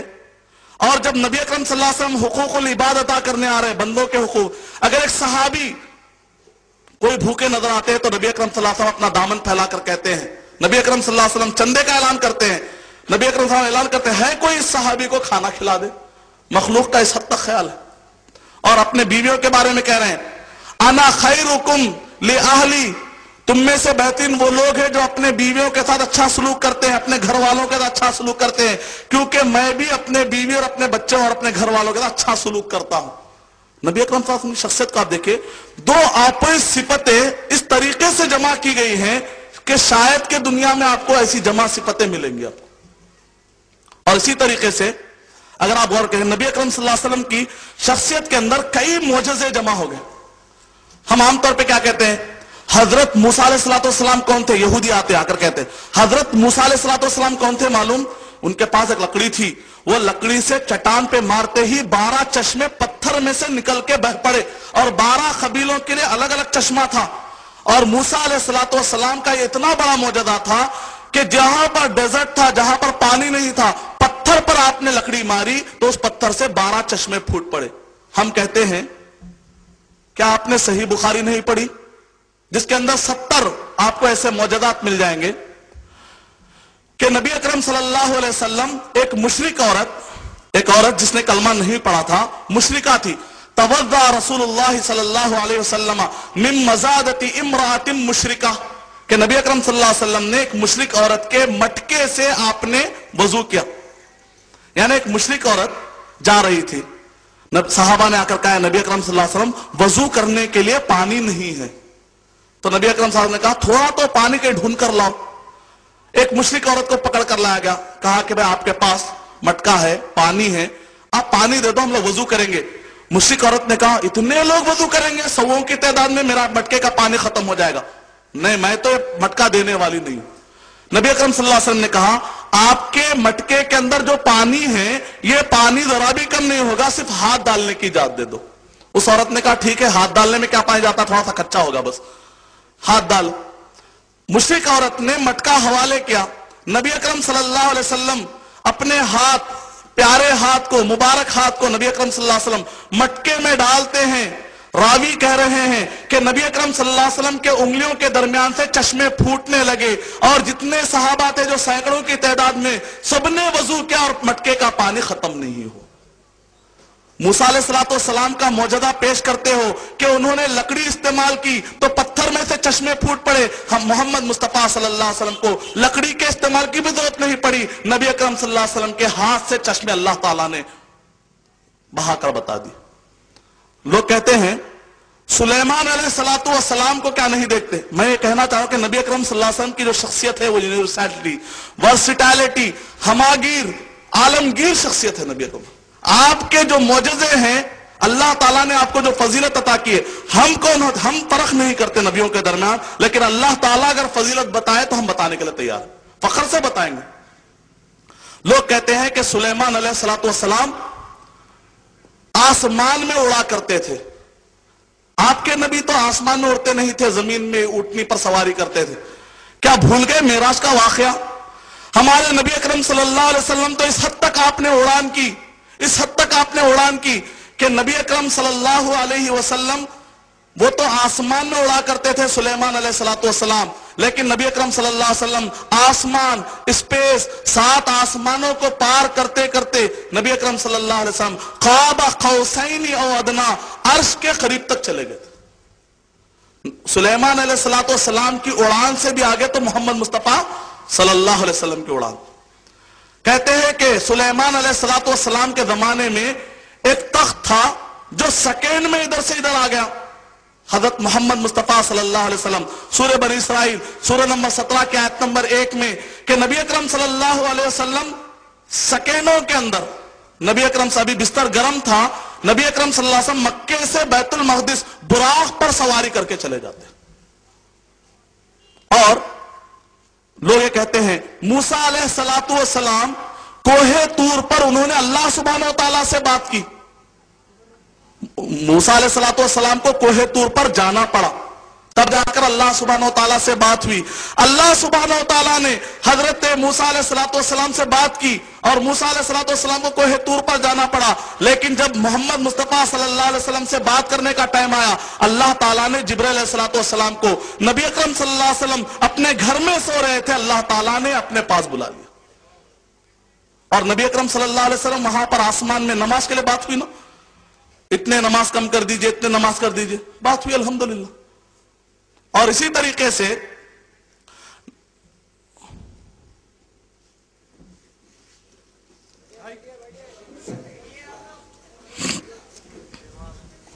پولیس والے موجود ہیں، آپ لوگوں کی ضرورت نہیں ہے نا، نہیں۔ اس کے بعد اگر آپ کوئی آدمی غور کریں تو بعض لوگ کہتے ہیں کہ سلیمان علیہ السلام کی جو حکومت تھی وہ پرندوں پر تھی، جنوں پر تھی۔ حضرت محمد مصطفیٰ صلی اللہ علیہ وسلم کو وما ارسلناک الا رحمت للعالمین، قیامت تک کے لیے اللہ تعالیٰ نے حکومت دے دی، آپ کا پیغام قیامت تک کے لیے رکھ دیا۔ وہ وقتیہ طور پر حکومت تھی، لیکن محمد صلی اللہ علیہ وسلم کا پیغام تو قیامت تک کے لیے رکھ دیا گیا۔ وقتیہ طور پر حکومت تھی، لیکن محمد صلی اللہ علیہ وسلم کا پیغام تو قیامت تک کے لیے رکھ دیا گیا۔ اور اسی طریقے سے کہتے ہیں حضرت عیسیٰ علیہ السلام نے، عیسیٰ علیہ السلام کا معجزہ کیا تھا کہ وہ خبریں بتاتے تھے، وہ سارے کے سارے جو کچھ بھی گھر میں ہوتا تھا۔ اور اسی طریقے سے عیسیٰ علیہ السلام کے بارے میں عیسیٰ یہ کہتے ہیں کہ وہ ایک آدمی جو مر جاتا تھا، مر جانے کے بعد اس کو کہتے ہیں قم باذن اللہ، اللہ کے حکم سے اٹھ جاؤ۔ ظاہر بات ہے جتنے بھی انبیاء کرام کو معجزے ملے، ہمارا عقیدہ یہ ہے کہ وہ معجزے ان کی اپنی طرف سے نہیں کرتے تھے، وہ اللہ سبحانہ و تعالیٰ کی طرف سے ہوتے تھے۔ لیکن میں یہ کہنا چاہ رہا ہوں کہ اللہ سبحانہ و تعالیٰ نے اس کے باوجود حضرت محمد مصطفیٰ صلی اللہ علیہ وسلم کو زیادہ پاورفل معجزے دیے ہیں۔ اگر کوئی عیسائی مل کر آپ کو ڈسٹرب کرنے کی کوشش کرتا ہے تو کسی بھی طریقے سے انفیریٹی کمپلیکس میں آنے کی ضرورت نہیں ہے۔ الحمدللہ جو معجزے جس نوعیت کے نبی اکرم صلی اللہ علیہ وسلم کو ملے ہیں وہ سب سے بھاری معجزے ملے۔ کیا کہتے ہیں کہ عیسیٰ علیہ السلام ایک آدمی کے مر جانے کے بعد، علامہ ابن حزم رحمت اللہ علیہ کے پاس ایک شخص نے آ کر کہا، امام راضی کے پاس بھی رحمت اللہ علیہ غفر اللہ علیہ، کہ آ کے اس شخص نے کہا کہ آپ کے نبی اور ہمارے نبی میں دیکھ لو کہ ہمارے نبی آگے ہیں، یعنی عیسیٰ علیہ السلام آگے ہیں۔ وہ کیسے؟ کیونکہ عیسیٰ علیہ السلام تو وہ ہے جو مردوں کو زندہ کر دیتے تھے۔ آپ کے نبی کا ایک تو معجزہ ایسا بتلائیے۔ تو امام راضی رحمت اللہ علیہ اور امام ابن حجر رحمت اللہ علیہ نے پلٹا کر کہا اگر مردہ کو زندہ کرتے ہو تو بہت اچھی بات ہے، بہت اچھا معجزہ آپ کہہ رہے ہیں، اللہ تعالیٰ کے حکم سے ہو رہا ہے، لیکن پہلے روح تھی کہ نہیں تھی؟ پہلے روح تھی، مرنے کے بعد روح چلے گئی تھی، واپس روح کو پلٹا ہے، مطلب جس کے اندر روح تھی دوبارہ روح لائے، یہ کارنامہ ہے۔ حضرت محمد مصطفیٰ صلی اللہ علیہ وسلم کا معجزہ کیا تم نے نہیں دیکھا کہ نبی اکرم صلی اللہ علیہ وسلم جس لکڑی پر ٹیک لگا کر نبی اکرم صلی اللہ علیہ وسلم خطبہ دیا کرتے تھے، جب اس لکڑی کو کاٹا جا رہا تھا تو وہ لکڑی چھوٹے بچے کی طرح رونے لگی، یعنی جس کے اندر روح نہیں تھی بچے کی روح آ گئی اس کے اندر، یعنی بچے کی طرح لکڑی رونے لگی۔ نبی اکرم صلی اللہ علیہ وسلم نے کہا ثابت قدم رہو، تمہیں کہیں نہیں لے کر جا رہا ہے، ممبر بنایا جا رہا ہے۔ مطمئن ہو گیا، فہدا، خاموش ہو گیا، یعنی جس کے اندر روح نہیں ہے اسی کے اندر روح والی باتیں ہو رہی، تو اور بڑا معجزہ ہوا۔ تو نبی اکرم صلی اللہ علیہ وسلم کی شخصیت کو اگر آپ دیکھیں گے، دنیا کے جو بھی معجزے اگر آپ لا کر دیکھیں گے اور نبی اکرم صلی اللہ علیہ وسلم کے معجزوں کو آپ دیکھیں گے تو نبی اکرم صلی اللہ علیہ وسلم کی شخصیت سب سے آگے نکلتی ہے۔ اب آئیے میرا جو ٹاپک ہے، ویسے تو اللہ تعالیٰ نے سارے نبیوں کو نبی بنانے والے تعالیٰ، لیکن جن کو بھی نبی بنایا گیا ان کو خاص قوم کے لیے، قبیلے کے لیے نمونہ بنا کر بھیجا گیا۔ لیکن جب نبی اکرم صلی اللہ علیہ وسلم کے بارے میں ہم دعویٰ کرتے ہیں کہ محمد صلی اللہ علیہ وسلم ساری انسانیت کے لیے نمونہ، یعنی ہمارا عقیدہ یہ ہے کہ محمد صلی اللہ علیہ وسلم اب صرف اکیلے آپ ہی پورے انسانیت کے لیے، رہتی دنیا تک کے لیے نمونہ ہے۔ آپ کے علاوہ اب نہ موسیٰ علیہ السلام ہے، نہ عیسیٰ علیہ السلام ہے، کوئی نہیں ہے، کوئی دنیا کی شخصیت نہیں، نہ کوئی امام، نہ کوئی ولی۔ دنیا کے کتنے بھی بڑے بڑے اماموں کے آپ نام لیجئے، محمد مصطفیٰ صلی اللہ علیہ وسلم کے شریعت کے مقابلے میں ان کا قانون نہیں چل سکتا۔ دنیا میں آپ کسی کی بھی سمجھ لا لیجئے، کسی بھی کی بھی فقہ لا لیجئے، حضرت محمد مصطفیٰ صلی اللہ علیہ وسلم سے ٹکرا جائے گی تو حضرت محمد مصطفیٰ صلی اللہ علیہ وسلم کے مقابلے میں آپ کسی کو بھی نہیں لا سکتے۔ سارے انسانیت کے لیے نمونہ ہے۔ یہ جو ہمارا دعویٰ ہے کہ محمد صلی اللہ علیہ وسلم ساری انسانیت کے لیے نمونہ ہے، بہترین نمونہ ہے، اس کے لیے میرے پاس 6 دلیلیں، لاجیکل، ہسٹوریکل، اسٹیٹسٹیکل، ہر بیس پر، فلاسفیکل، ہر اعتبار سے اگر آپ جمع کریں گے تو 6 ہمارے پاس ایسی دلیلیں ملتی ہیں جو ہمارے اس ٹاپک کو جسٹیفائی کرتی ہیں، جو ہمارے اس دعوے کو پروف کر دیتی ہیں۔ پہلی چیز، اس مسئلے کو ذرا غور سے سنیے، دعوتی کام میں آپ کو کافی کام آئے گا، اور مسلمان ہونے پر آپ کو ایک فخر بھی رہے گا. کسی بھی غیر مسلم یا کسی بھی ایسے کو دیکھ کر آپ کو گھبرانے کی ضرورت نہیں. فخر کیجئے، اننی من المسلمین، میں مسلمانوں میں سے ہوں. الحمدللہ محمد صلی اللہ علیہ وسلم ساری انسانیت کے لیے نمونہ ہے، اور آپ ہی نمونہ ہو سکتے، کوئی ہو ہی نہیں سکتا. اس کے لیے 6 دلیلیں. پہلی دلیل، نمونہ خود یہ دعویٰ کرنا کہ میں نمونہ ہوں. نمونہ خود دعویٰ نہیں کر رہا ہے اور دوسرا آدمی جا کر کہہ رہا ہے کہ یہ ہمارے لیے نمونہ، یہ ہمارے لیے نمونہ، تو اللاجیکل بات ہوگی. جیسے کہتے ہیں نا مدعی سست گواہ چست. مدعی سست گواہ چست کا مطلب کیا ہے؟ ایک کورٹ کے اندر گواہ کہہ رہا ہے آپ دعویٰ کرو میں گواہی کے لیے آیا ہوں. ارے دعویٰ کرو بھائی، میں گواہی دینے کے لیے آیا. ارے مجھے دعویٰ کرنا ہی نہیں ہے بھائی، اکالا کی پھنسا دیے مجھے. ارے آپ خالی دعویٰ کر دو، باقی کام ہم سنبھال لیں گے، گواہی میں دوں گا کہہ رہے. اس کو کہتے ہیں مدعی سست. دعویٰ کرنے والا سست ہے، دعویٰ نہیں کرنا چاہ رہا ہے. گواہ چست، گواہی دینے والا آگے بڑھ رہا ہے. عیسیٰ علیہ السلام نے کہیں پر بھی نہیں کہا. گاسپل آف میتھیو پڑھیں گے چیپٹر نمبر 5 کے اندر کہا ما جئت لانقض الناموس، میں اس لیے نہیں بھیجا گیا ہوں کہ تورات کے تعلیمات کو ختم کر دوں. ولکن جئت لیکمل، میں تو اس لیے آیا ہوں تاکہ تورات کی باتوں کو مکمل کروں. وما ارسلت الا لخرافۃ بنی اسرائیل، اور میں بنی اسرائیل کے بھیڑ بکریوں کے لیے بھیجا گیا ہوں. یعنی میں صرف بنی اسرائیل کے لیے بھیجا گیا ہوں. موسیٰ علیہ السلام بھی بنی اسرائیل کی طرف بھیجے گئے تھے. یا قومی، سارے انبیاء کرام یا قومی، میری قوم میری قوم کہہ رہے تھے.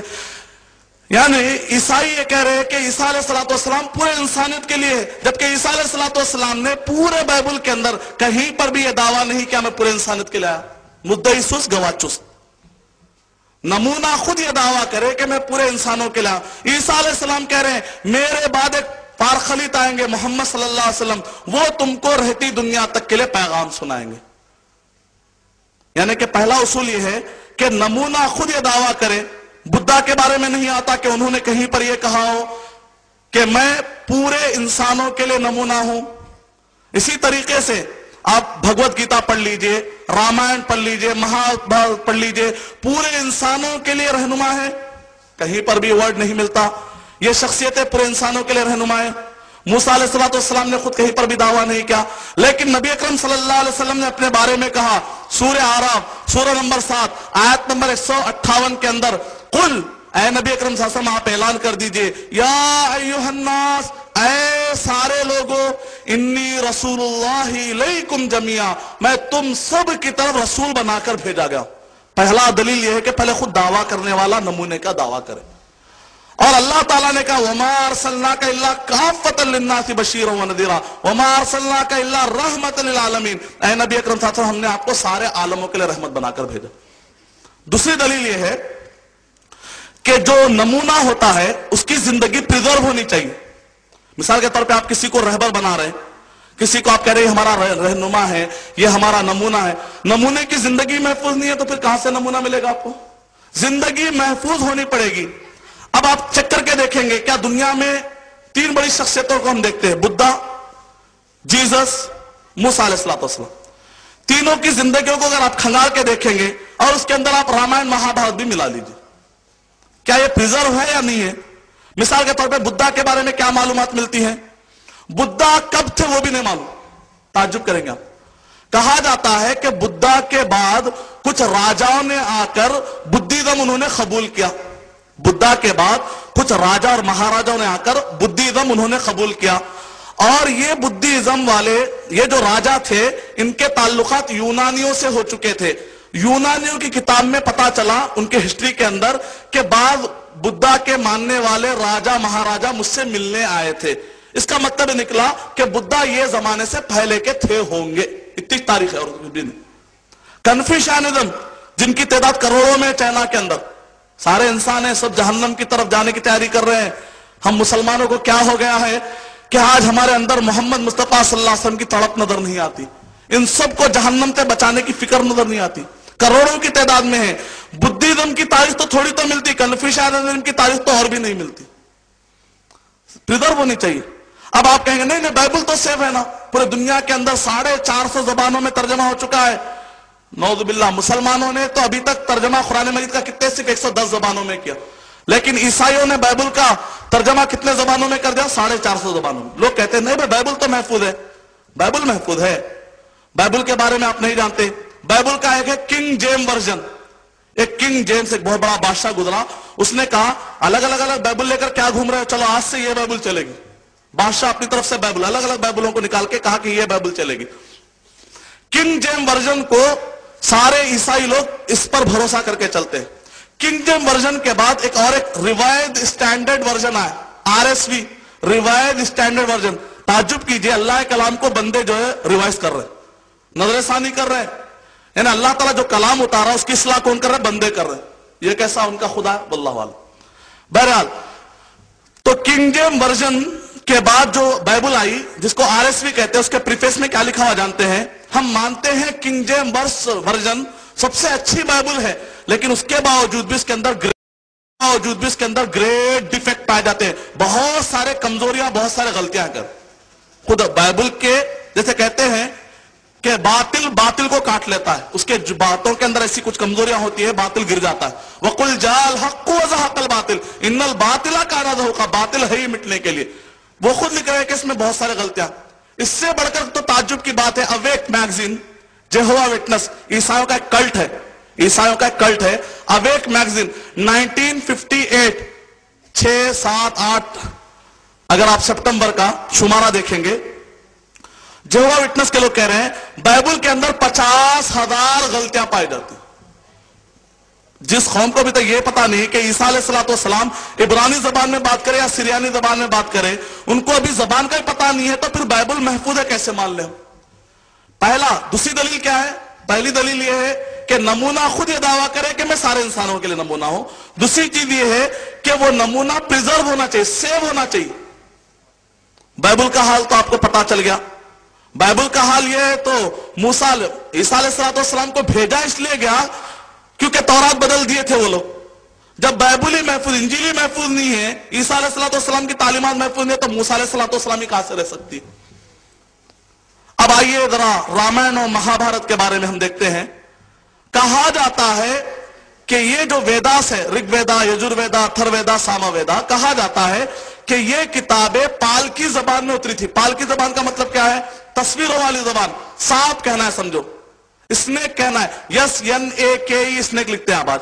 पहले जमाने में ऐसा था, स्नेक कहना है तो सांप उतार देते थे। मैं ये बोलना चाह रहा हूं, अच्छा ये बोलना चाह रहा हूं। अब बकरा देखे, अगर आप कुत्ता देखे तो इसके दो माने निकल सकते हैं, यानी कुत्ता आपको भौंकेगा, काटेगा, या कुत्ता आपकी हिफाजत करेगा, कुछ भी माना निकाल ले सकता है एक आदमी।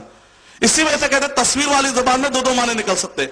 तो सबसे पहले जो मजहबी किताबें उतरी थी तो पाल की लैंग्वेज में उतरी थी, बात कहते हैं नहीं, संस्कृत जबान में उतरी थी। फिर उनसे पूछा गया अच्छा कब का वाकया होगा, तो हिंदुस्तानी कह रहे हैं, यूरोप के लोग कहते हैं कि ये 3500 पहले उतरी थी। क्यों हिंदुस्तान वाले नहीं कह सकते बात? नहीं, यूरोप के लोग आके हड्डियों को उन्होंने जांच कर देखा तो लगता है कि 3000 साल पहले का वाकया होगा। तो फिर यूरोप के दूसरे लोग कहते हैं ये सब मिथ है, ऐसा कुछ था ही नहीं, यानी कि प्रिजर्व भी नहीं। लेकिन अल्हम्दुलिल्लाह कुरान मजीद के बारे में अगर आप देखेंगे, हजरत उस्मान रज़ी अल्लाह ताला अन्हु के जमाने में जो कुरान मजीद का नुस्खा हमें मिलता है, इसको ले जाकर उससे टैली कर लीजिए, एक हर्फ का भी फर्क नहीं मिलेगा। कुरान मजीद महफूज है, और यहां तक के नबी अकरम सल्लल्लाहु अलैहि वसल्लम की सीरत भी महफूज है, और नबी अकरम सल्लल्लाहु अलैहि वसल्लम के अहादीस शरीफ भी महफूज है। बहुत सारे हमारे मुसलमान होते हुए भी गैर मुस्लिम हो जाने वाले या गैर मुस्लिमों का अकीदा रखने वाले बाद हमारे मुसलमान भाई मुनकिरीन हदीसों का इनकार करने वाले, बाद लोग इनको इज्जत से अहले कुरान कहते हैं। कुरान वाले इतनी इज्जत नहीं देना चाहिए, वो कुरान का भी इनकार कर रहे हैं, मुनकिरीन कुरान है, क्योंकि जो हदीस को नहीं मानता दरअसल वो कुरान को नहीं मान रहा है। वो लोग कहते हैं कुरान मजीद में अल्लाह ताला ने कहा सूरह हिज्र नंबर 15 के आयत नंबर 9 के अंदर, इन्ना नहनु नज़्ज़लना ज़िक्रा व इन्ना लहु लहाफ़िज़ून, हमने इस कुरान मजीद को उतारा है और हम इसकी हिफाजत करने वाले। अल्लाह ताला ने कुरान मजीद में सिर्फ कुरान मजीद के हिफाजत की जिम्मेदारी ली है, हदीस के हिफाजत की जिम्मेदारी नहीं ली, लिहाजा हम हदीस को नहीं मानते। तो हम कहेंगे यही वजह क्या भटक गए कि कुरान मजीद को बराबर नहीं समझा। कहा कुरान मजीद में, कहा कुरान मजीद में नहीं है। मैंने कहा कुरान मजीद में भी खुद हदीस शरीफ की हिफाजत की जिम्मेदारी का अल्लाह ताला ने वादा किया है। आप इसलिए भटक गए क्योंकि आप कुरान मजीद बराबर पढ़े, इस वजह से भटक गया। कहा है कुरान मजीद में? सूरह क़यामा सूरह नंबर 75 के आयत नंबर 15, 16, 17, 18 में अल्लाह ताला क्या करे, गौर से सुनिए आप। لا تحرک بہ لسانک لتعجل بہ، اے نبی اکرم صلی اللہ علیہ وسلم آپ جلدی مت کیجئے اس قرآن مجید کو یاد کرنے کے لیے، ان علینا ہم پر ذمہ داری، اللہ تعالیٰ ذمہ داری کون لے رہے؟ اللہ تعالیٰ، جمعہ قرآن مجید کو اتارنے کی ذمہ داری کس کی ہے؟ اللہ تعالیٰ کی، اتارنے کے بعد جمع کرنے کی ذمہ داری بھی کس کی ہے؟ اللہ تعالیٰ کی۔ آپ تعجب کریں گے، سب سے پہلے قرآن مجید کو پرنٹنگ کی شکل میں لانے والے عیسائی ہیں، مسلمان جا کر پرنٹ نہیں کرے۔ اللہ تعالیٰ اگر مسلمان پرنٹ کرنے کے لیے آگے نہیں بڑھیں گے تو اللہ تعالیٰ یہ کام کسی سے بھی لے لیں گے۔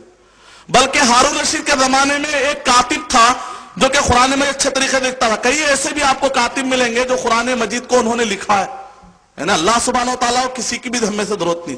اللہ تعالیٰ کہے ان علینا جمعہ، ہم پر ذمہ داری ہے اس قرآن مجید کو جمع کر دینے کی، وقرآن، اور اس قرآن مجید کو زبانوں پر پڑھا دینے کی ذمہ داری کس کی ہے؟ اللہ سبحانہ۔ اس کے بعد کیا کریں؟ ثم ان علینا بیانہ، اس قرآن مجید کی جو تفسیر ہے، تفسیر مطلب اس کی تشریح، قرآن مجید کی تشریح باہر ہوتی کہ اندر ہوتی ہے؟ باہر بھی ہو سکتی۔ ان علینا جمعہ وقرآن ثم ان علینا بیانہ، اس قرآن مجید کے تفسیر کرنے کی ذمہ داری بھی ہماری، یعنی اللہ تعالیٰ کہہ رہے ہیں کہ اس کی تفسیر کی ذمہ داری بھی ہماری ہے۔ اللہ تعالیٰ قرآن مجید میں کیا کہہ رہے ہیں؟ سورہ نحل نمبر 16 کے آیت نمبر 44 کے اندر وَأَنزَلْنَا إِلَيْكَ الذِّكْرَ لِتُبَيِّنَ لِلنَّاسِ، اے نبی اکرم صلی اللہ علیہ وسلم آپ پوسٹ مین نہیں ہیں کہ قرآن لا کے دے دے رہے، اے نبی صلی اللہ علیہ وسلم ہم آپ کی طرف یہ قرآن اتار رہے، لِتُبَيِّنَ، ان علینا بیانہ، بیان تفسیر کر دینا ہماری ذمہ داری ہے۔ یہ بیان کریں گے کون؟ لِتُبَيِّنَ لِلنَّاسِ، اے نبی اکرم صلی اللہ علیہ وسلم یہ قرآن ہم آپ کے پاس اتار رہے ہیں تاکہ آپ بیان کر دیں، کھول کھول کے بتائیں۔ نبی اکرم صلی اللہ علیہ وسلم جو کھول کھول کر بتائیں گے وہ حدیث ہے کہ نہیں ہے؟ حدیث ہے۔ اللہ تعالیٰ کہہ رہے ہیں اس حدیث کی ذمہ داری بھی ہماری اوپر ہی ہے۔ اور ایک الاصابہ فی تمییز الصحابہ ایک بڑی کتاب ہے، اس کتاب کا جب انگلش میں ٹرانسلیشن ہوا تو اس وقت پر اسپرنگر ایک جرمنی کا ایک اورینٹلسٹ ہے، اس شخص نے یہ کہا کہ یہ الاصابہ فی تمییز الصحابہ کا جب انگلش میں ترجمہ ہوا تو اسپرنگر نے اپنے اس کو یہ شخص کو عربی بھی آتا تھا اور انگلش بھی آتا تھا، اور اس شخص نے الاصابہ کا انگریزی میں ترجمہ اور اس کی نگرانی کی۔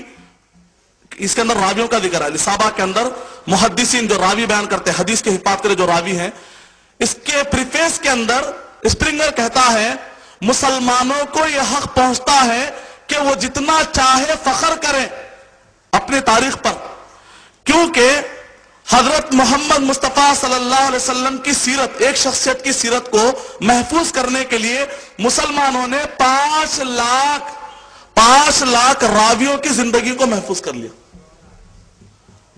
اب تاریخ الکبیر 9 والیوم میں، اب تاریخ الاسلامی 50 جلدوں میں، تہذیب الکمال 50 جلدوں میں، تاریخ دمشق 99 جلدوں کے اندر، تاریخ خطیب بغدادی موٹے موٹے والیوم میں 40 جلدوں کے اندر، راویوں الجرح والتعدیل، مجروحین، پورے 5 لاکھ انسانوں کے ڈیٹا کو محفوظ رکھا تاکہ محمد صلی اللہ علیہ وسلم کی شخصیت تک پہنچ سکے۔ اس حد تک محفوظ کیا گیا الحمدللہ۔ دوسری دلیل، پہلی دلیل کیا ہے؟ نمونہ خود یہ دعویٰ کرے کہ میں پورے انسانوں کے لیے نمونہ ہوں، نمونہ سیو ہونا چاہیے۔ الحمدللہ قرآن مجید بھی سیو ہے، نبی اکرم صلی اللہ علیہ وسلم کی سیرت بھی سیو ہے۔ تیسری چیز یہ ہے کہ جو نمونہ ہو مکمل ہونا چاہیے، ادھورا نمونہ نہیں بن سکتا پورے انسانوں کے لیے۔ اس کی جوانی، اس کا بچپنا، اس کا بڑھاپا، پوری زندگی کا ہر اس کا مومنٹ، اس کی ہر ایج کے بارے میں معلومات ہونی چاہیے۔ اب عیسیٰ علیہ السلام کے بارے میں ہم پڑھ رہے ہیں، بچپن میں ذکر آ رہا تھوڑا، اور اسی طریقے سے عیسیٰ علیہ السلام جب ان کو مارنے آ رہے ہیں تو آسمان میں اٹھائے جانے کا واقعہ پیش آ رہا ہے۔ درمیان کی زندگی 32.5 سال کی عمر میں عیسیٰ علیہ السلام کو آسمان پر اٹھا لیا گیا۔ اب ایک بوڑھے کے لیے کوئی رہنمائی نظر نہیں آ رہی، ایک شادی شدہ آدمی کے لیے کوئی رہنمائی نظر نہیں آ رہی۔ بدھا ہندوستان کے کچھ شہروں سے سفر کرتے ہوئے ایک جھاڑ کے نیچے جا کر بیٹھ گئے، تو پورے لوگ چاہ کے جھاڑ کے نیچے، اگر جو بیٹھ نہیں رہا تو اس کے لیے رہنمائی کیا ہے؟ ایک آدمی چاہتا ہے کہ میں شہر میں رہوں تو اس کے لیے رہنمائی نظر نہیں آتی۔ پھر پوری زندگی باقی کی آگے اور پیچھے کی زندگی سمجھ میں نہیں آ رہی کہ باقی کے تفصیلات کیا، زندگی مکمل۔ موسیٰ علیہ السلام کے بارے میں بچپنے کا ذکر آ رہا ہے، فرعون کے پاس جا کر دعوت دینے کا ذکر آ رہا ہے، جب فرعون ڈوب گیا اس وقت کا ذکر آ رہا ہے۔ ڈیٹیل موسیٰ علیہ السلام کے پاس بھی زیادہ، مکمل زندگی मुकम्मल जिंदगी का नमूना सामने नहीं आता। लेकिन हजरत मोहम्मद मुस्तफा सल्लल्लाहु अलैहि वसल्लम पैदा हुए वक्त पर किसने आकर आपको दूध पिलाया वो तक डिटेल मौजूद है। हर्बुल फिजार के वक्त पर नबी अकरम सल्लल्लाहु अलैहि वसल्लम हिल्फुल फुजूल के मौके पर नबी अकरम साहब का क्या किरदार था, नबी बनाए जाने से पहले नबी अकरम साहब काबे के पत्थर को कैसा रख रहे थे वो सारे डिटेल मिल रहे। नबी बनाए जाने के बाद मक्के के अंदर क्या क्या हालात है वो सारे चीजें मिल रही हैं। मदीना तैयबा के अंदर पूरे के पूरे वाकयात मिल रहे। तीसरी दलील यानी मुकम्मल नमूना। चौथी दलील यह है कि नबी अकरम सल्लल्लाहु अलैहि वसल्लम यानी जो नमूना होता है, जो भी इसको नमूना बनाएगा, यानी इंसान पूरे नमूना बनाएंगे, एक नमूना पूरे इंसान बनाए। इंसानों के हर डिपार्टमेंट में रहनुमाई होनी चाहिए, हर डिपार्टमेंट में रहनुमाई होनी चाहिए।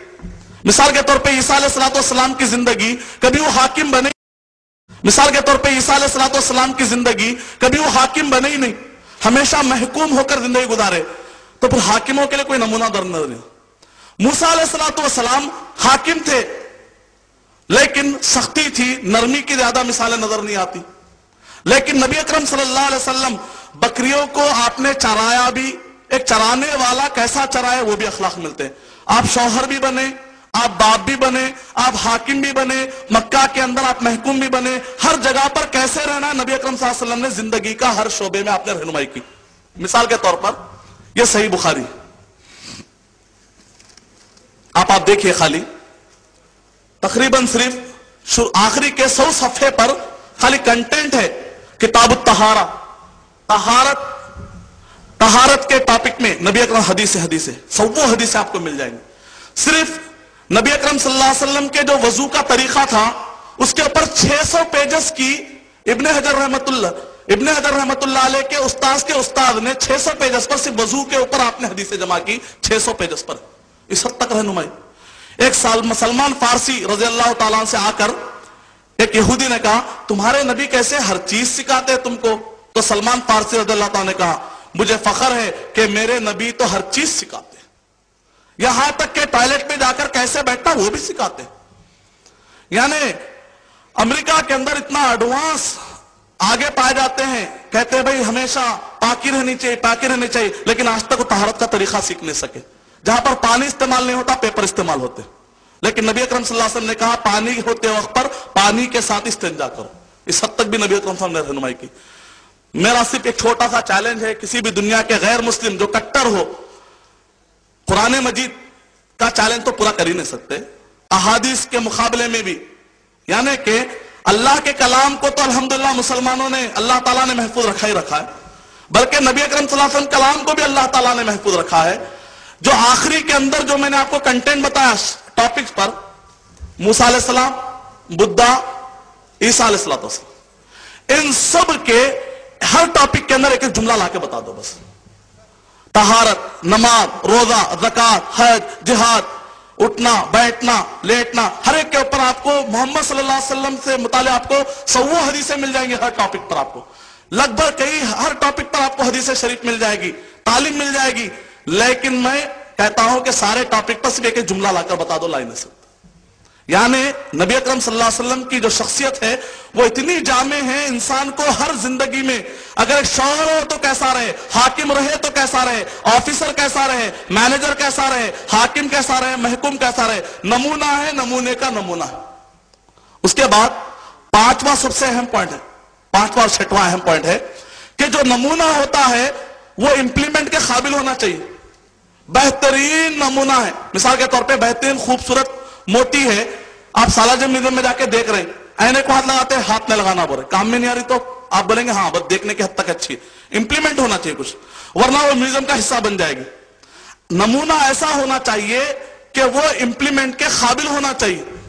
मिसाल के तौर पर अगर हम बुद्धा की जिंदगी को इंप्लीमेंट करना चाहेंगे तो उसका मतलब क्या निकलेगा, चाइना और तिब्बत के जितने भी बुद्धिस्ट हैं वो लोग जो तरक्की कर रहे हैं बिजनेस के अंदर, उनको चाहिए कि वो बिजनेस छोड़ के दरख्त के नीचे जाकर बैठ जाए। का मतलब क्या निकला, अगर कोई बुद्धा को अपना नमूना बनाना चाह रहा है तो उसका मतलब यह है कि दरख्त वो आपको दुनिया में इन्वॉल्व नहीं होना चाहिए। लेकिन मोहम्मद सल्लल्लाहु अलैहि वसल्लम ने ना सिर्फ तालीमात पेश की बल्कि आपने उसको नाफिज करके बतलाया। नाफिज कैसे, क्या आप देखिए, इंसाइक्लोपीडिया ब्रिटानिका में लिखा हुआ है کہ عرب کے جو لوگ تھے جن کو لوگ کچرا کہتے تھے، کچرا قوم ہے، ان کے اوپر کوئی حکومت نہیں کر سکتا، بیکار لوگ ہیں، قیصر، کسرا، مصر، یہاں تک کہ الیگزینڈر، سب لوگ آئے لیکن ان کے اوپر حکومت نہیں کریں گے۔ نبی اکرم صلی اللہ علیہ وسلم کو اللہ تعالیٰ نے ایسے لوگوں پر بھیجا، یعنی ایسے جاہل تھے، اگر یہاں پر انقلاب آ سکتا ہے تو دنیا میں ہر جگہ پر بھی انقلاب آ سکتا ہے اس قرآن مجید سے۔ جیسا کہ علامہ امام حالی رحمت اللہ علیہ نے کہا، رہے اس سے محروم نہ آبی نہ خاکی، ہری ہو گئی کھیتی ساری خدا کی، وہ بجلی کا کڑکا تھا یا صوت ہادی، عرب کی زمین جس نے ساری ہلا دی۔ یعنی صرف عرب نہیں، میں تو کہتا ہوں عالم کی زمین جس نے پوری ہلا دی۔ صرف 50 سال کے اندر، 60 سال کے اندر، نبی اکرم صلی اللہ علیہ وسلم کے بعد سے آپ صرف 60 سال کا عرصہ دیکھیے، مکے میں جو تھے 3 بر اعظموں تک حکومت پھیل چکی تھی۔ 1492 میں امریکہ دریافت ہوا، آج تک تقریباً 500 سال ہو چکے ہیں، امریکہ بھی ایک بر اعظم کو بھی پار نہیں کر سکا، ایک بر اعظم سے بھی بڑھ کے حکومت نہیں ہے۔ لیکن ہمارے جو مسلمان تھے، عمر بن عبدالعزیز رحمت اللہ علیہ 3 بر اعظموں پر حکومت کر چکے تھے، یعنی یہ اسلام اتنا امپلیمنٹ کے قابل ہے، تبھی تو میں آگے نکلا نا۔ 6ویں دلیل بتا کر، آخری جو دلیل ہے بتا کر میں ختم کر دیتا ہوں۔ یہ پورے دلیلوں میں سمجھتا ہوں کہ بہت ہی اہم پوائنٹ یہ بھی ہے کہ جو نمونہ ہوتا ہے اس کی تربیت کرنے والا، وہ نمونے کو پیدا کرنے والا خود اگر تربیت کرے گا تو اور بہترین نمونہ ہو جائے۔ ویسے تو سارے انبیاء کرام کو اللہ تعالیٰ نے ہی تربیت کی ہے، لیکن نبی اکرم صلی اللہ علیہ وسلم کی تربیت اللہ تعالیٰ نے سارے انسانوں کے لیے نمونہ بناتے ہوئے تربیت کی۔ چھوٹی مثال آپ کو دیتا ہوں میں، قرآن مجید اگر آپ پڑھیں گے تو اللہ تعالیٰ نے سورہ نمبر 80، اس کے اندر عبسا و تولا پڑھیں گے آپ، سورہ تحریم پڑھیں گے تو اس میں اللہ تعالیٰ نبی اکرم کو ڈانٹ رہے ہیں، یا ایھا النبی لما تحرم، اے نبی اکرم صلی اللہ علیہ وسلم شہد کو آپ نہیں کھاتے، کہہ رہے ہیں آپ کون ہوتے حرام کرنے والے، آپ ایسا مت کیجئے، حرام کو حلال آپ مت کیجئے، یہ تو اختیار اللہ تعالیٰ کا ہے۔ عبسا و تولا، ایک غیر مسلم نے کہا میں پڑھنے کے لیے تیار ہوں۔ لوگوں نے پوچھا کہ آپ کلمہ کیوں پڑھ رہے ہیں؟ کہا کہ اگر محمد صلی اللہ علیہ وسلم اپنے پیغام میں جھوٹے ہوتے، نعوذ باللہ من ذالک، اگر محمد صلی اللہ علیہ وسلم اپنے پیغام میں جھوٹے ہوتے تو نبی اکرم صلی اللہ علیہ وسلم اپنے خلاف کی آیتوں کو نکال دیتے تھے۔ جہاں کہیں پر کئی عیسائی کیا کہہ رہے ہیں معلوم، ارے محمد صلی اللہ علیہ وسلم کو اللہ تعالیٰ ڈانٹے بھائی، جو قرآن مجید میں ہے، دوسرا آدمی کلمہ کیوں پڑھ رہا ہے؟ محمد صلی اللہ علیہ وسلم اتنے آنےسٹ تھے کیا کہ اپنے خلاف میں بھی باتیں تو اس کو بھی لکھ ڈالے، اس کا مطلب مانتا ہے کہ قرآن میں اللہ کا کلام ہے۔ سوچنے کا پیمانہ چاہیے، سوچنے کی سمجھ چاہیے، سوچ کا فرق ہے۔ اور ایک شعر بتا کر میں اپنی بات ختم کر دیتا ہوں، یعنی اللہ تعالیٰ نے آخری جو پوائنٹ ہے، 6 دلیلیں پہلے سن لیجئے۔ نمونہ خود یہ دعویٰ کرے کہ میں نمونہ ہوں، دوسرا ہے کہ نمونہ جو بہترین نمونہ ہوتا ہے وہ پریزرو ہونا چاہیے، سیو ہونا چاہیے، اس کی زندگی محفوظ ہونی چاہیے۔ تیسرا ہے کہ مکمل ہونا چاہیے، ادھوری لائف نہیں۔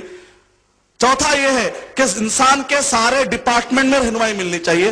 پانچواں یہ ہے کہ امپلیمنٹ کے قابل ہونا چاہیے، اور چھٹواں یہ ہے کہ اللہ سبحانہ وتعالیٰ کی خصوصی رہنمائی اور تربیت اس پر ہونی چاہیے۔ یہ سارے چیزیں صرف اور صرف حضرت محمد مصطفیٰ صلی اللہ علیہ وسلم پر فٹ آتی۔ اور ایک شعر بتا کر میں اپنی بات ختم کر دیتا ہوں کہ ہم دیکھتے ہیں موسیٰ علیہ السلام کو کہ وہ سختی میں مثال ہے، تو نبی اکرم صلی اللہ علیہ وسلم جنگ بدر میں اپنے سختی کی مثال پیش کر رہے ہیں۔ عیسیٰ علیہ السلام نرمی کی مثال ہے، تو نبی اکرم صلی اللہ علیہ وسلم اپنے دشمنوں کو معاف کرتے ہوئے نرمی کی مثال پیش کر رہے ہیں۔ یوسف علیہ السلام خوبصورتی میں مثال ہے، مصر کی عورتوں نے یوسف علیہ السلام کو جب دیکھا تو مصر کی عورتوں نے انگلی کاٹ لی تھی۔ عبداللہ بن سلام رضی اللہ تعالیٰ عنہ جو یہودی تھے، جب حضرت محمد مصطفیٰ صلی اللہ علیہ وسلم کو انہوں نے دیکھا تو کہا یہ چہرہ جھوٹے کا چہرہ نہیں ہو سکتا۔ مصر کی عورتوں نے انگلیاں کاٹی، عبداللہ بن سلام رحمت اللہ علیہ نے خوبصورتی کو دیکھ کر کہا لا الہ الا اللہ محمد رسول اللہ، حسن یوسف دم عیسیٰ ید بیضا داری۔ نبی اکرم صلی اللہ علیہ وسلم کے اندر یوسف علیہ السلام کا حسن بھی نظر آتا ہے، موسیٰ علیہ السلام کا معجزہ بھی نظر آتا ہے، عیسیٰ علیہ السلام کا معجزہ بھی نظر آتا ہے۔ یہ سب معجزے اپنی اپنی جگہ، آنچے خوبہ ہما دارن، یہ سب اپنی اپنی جگہ پر بہترین معجزے ہیں، ہم اس کو گراتے نہیں ہیں۔ تو تنہا داری، لیکن نبی اکرم صلی اللہ علیہ وسلم کی شخصیت سب سے تنہا ہے، سب سے یکتا ہے۔ اللہ سبحانہ و تعالیٰ کے بعد مخلوقات میں سب سے اونچی شخصیت محمد مصطفیٰ صلی اللہ علیہ وسلم کی ہے۔ آئیے درود شریف پڑھتے ہوئے میں اپنے تقریر کا اختتام کرتا ہوں، آپ بھی پڑھیے، کیونکہ ہم نے بہت مرتبہ محمد صلی اللہ علیہ وسلم کا نام پڑھا اور سنا ہے۔ اللہم صلی علی محمد وعلی آل محمد كما صليت على إبراهيم وعلى آل إبراهيم إنك حميد مجيد اللهم بارك على محمد وعلى آل محمد كما باركت على إبراهيم وعلى آل إبراهيم إنك حميد مجيد. اللہ سبحانہ و تعالی ہم سب کو ایک بنائے، نیک بنائے، پکا اور سچا مسلمان بنائے، تبلیغ کرنے والا مسلمان بنائے.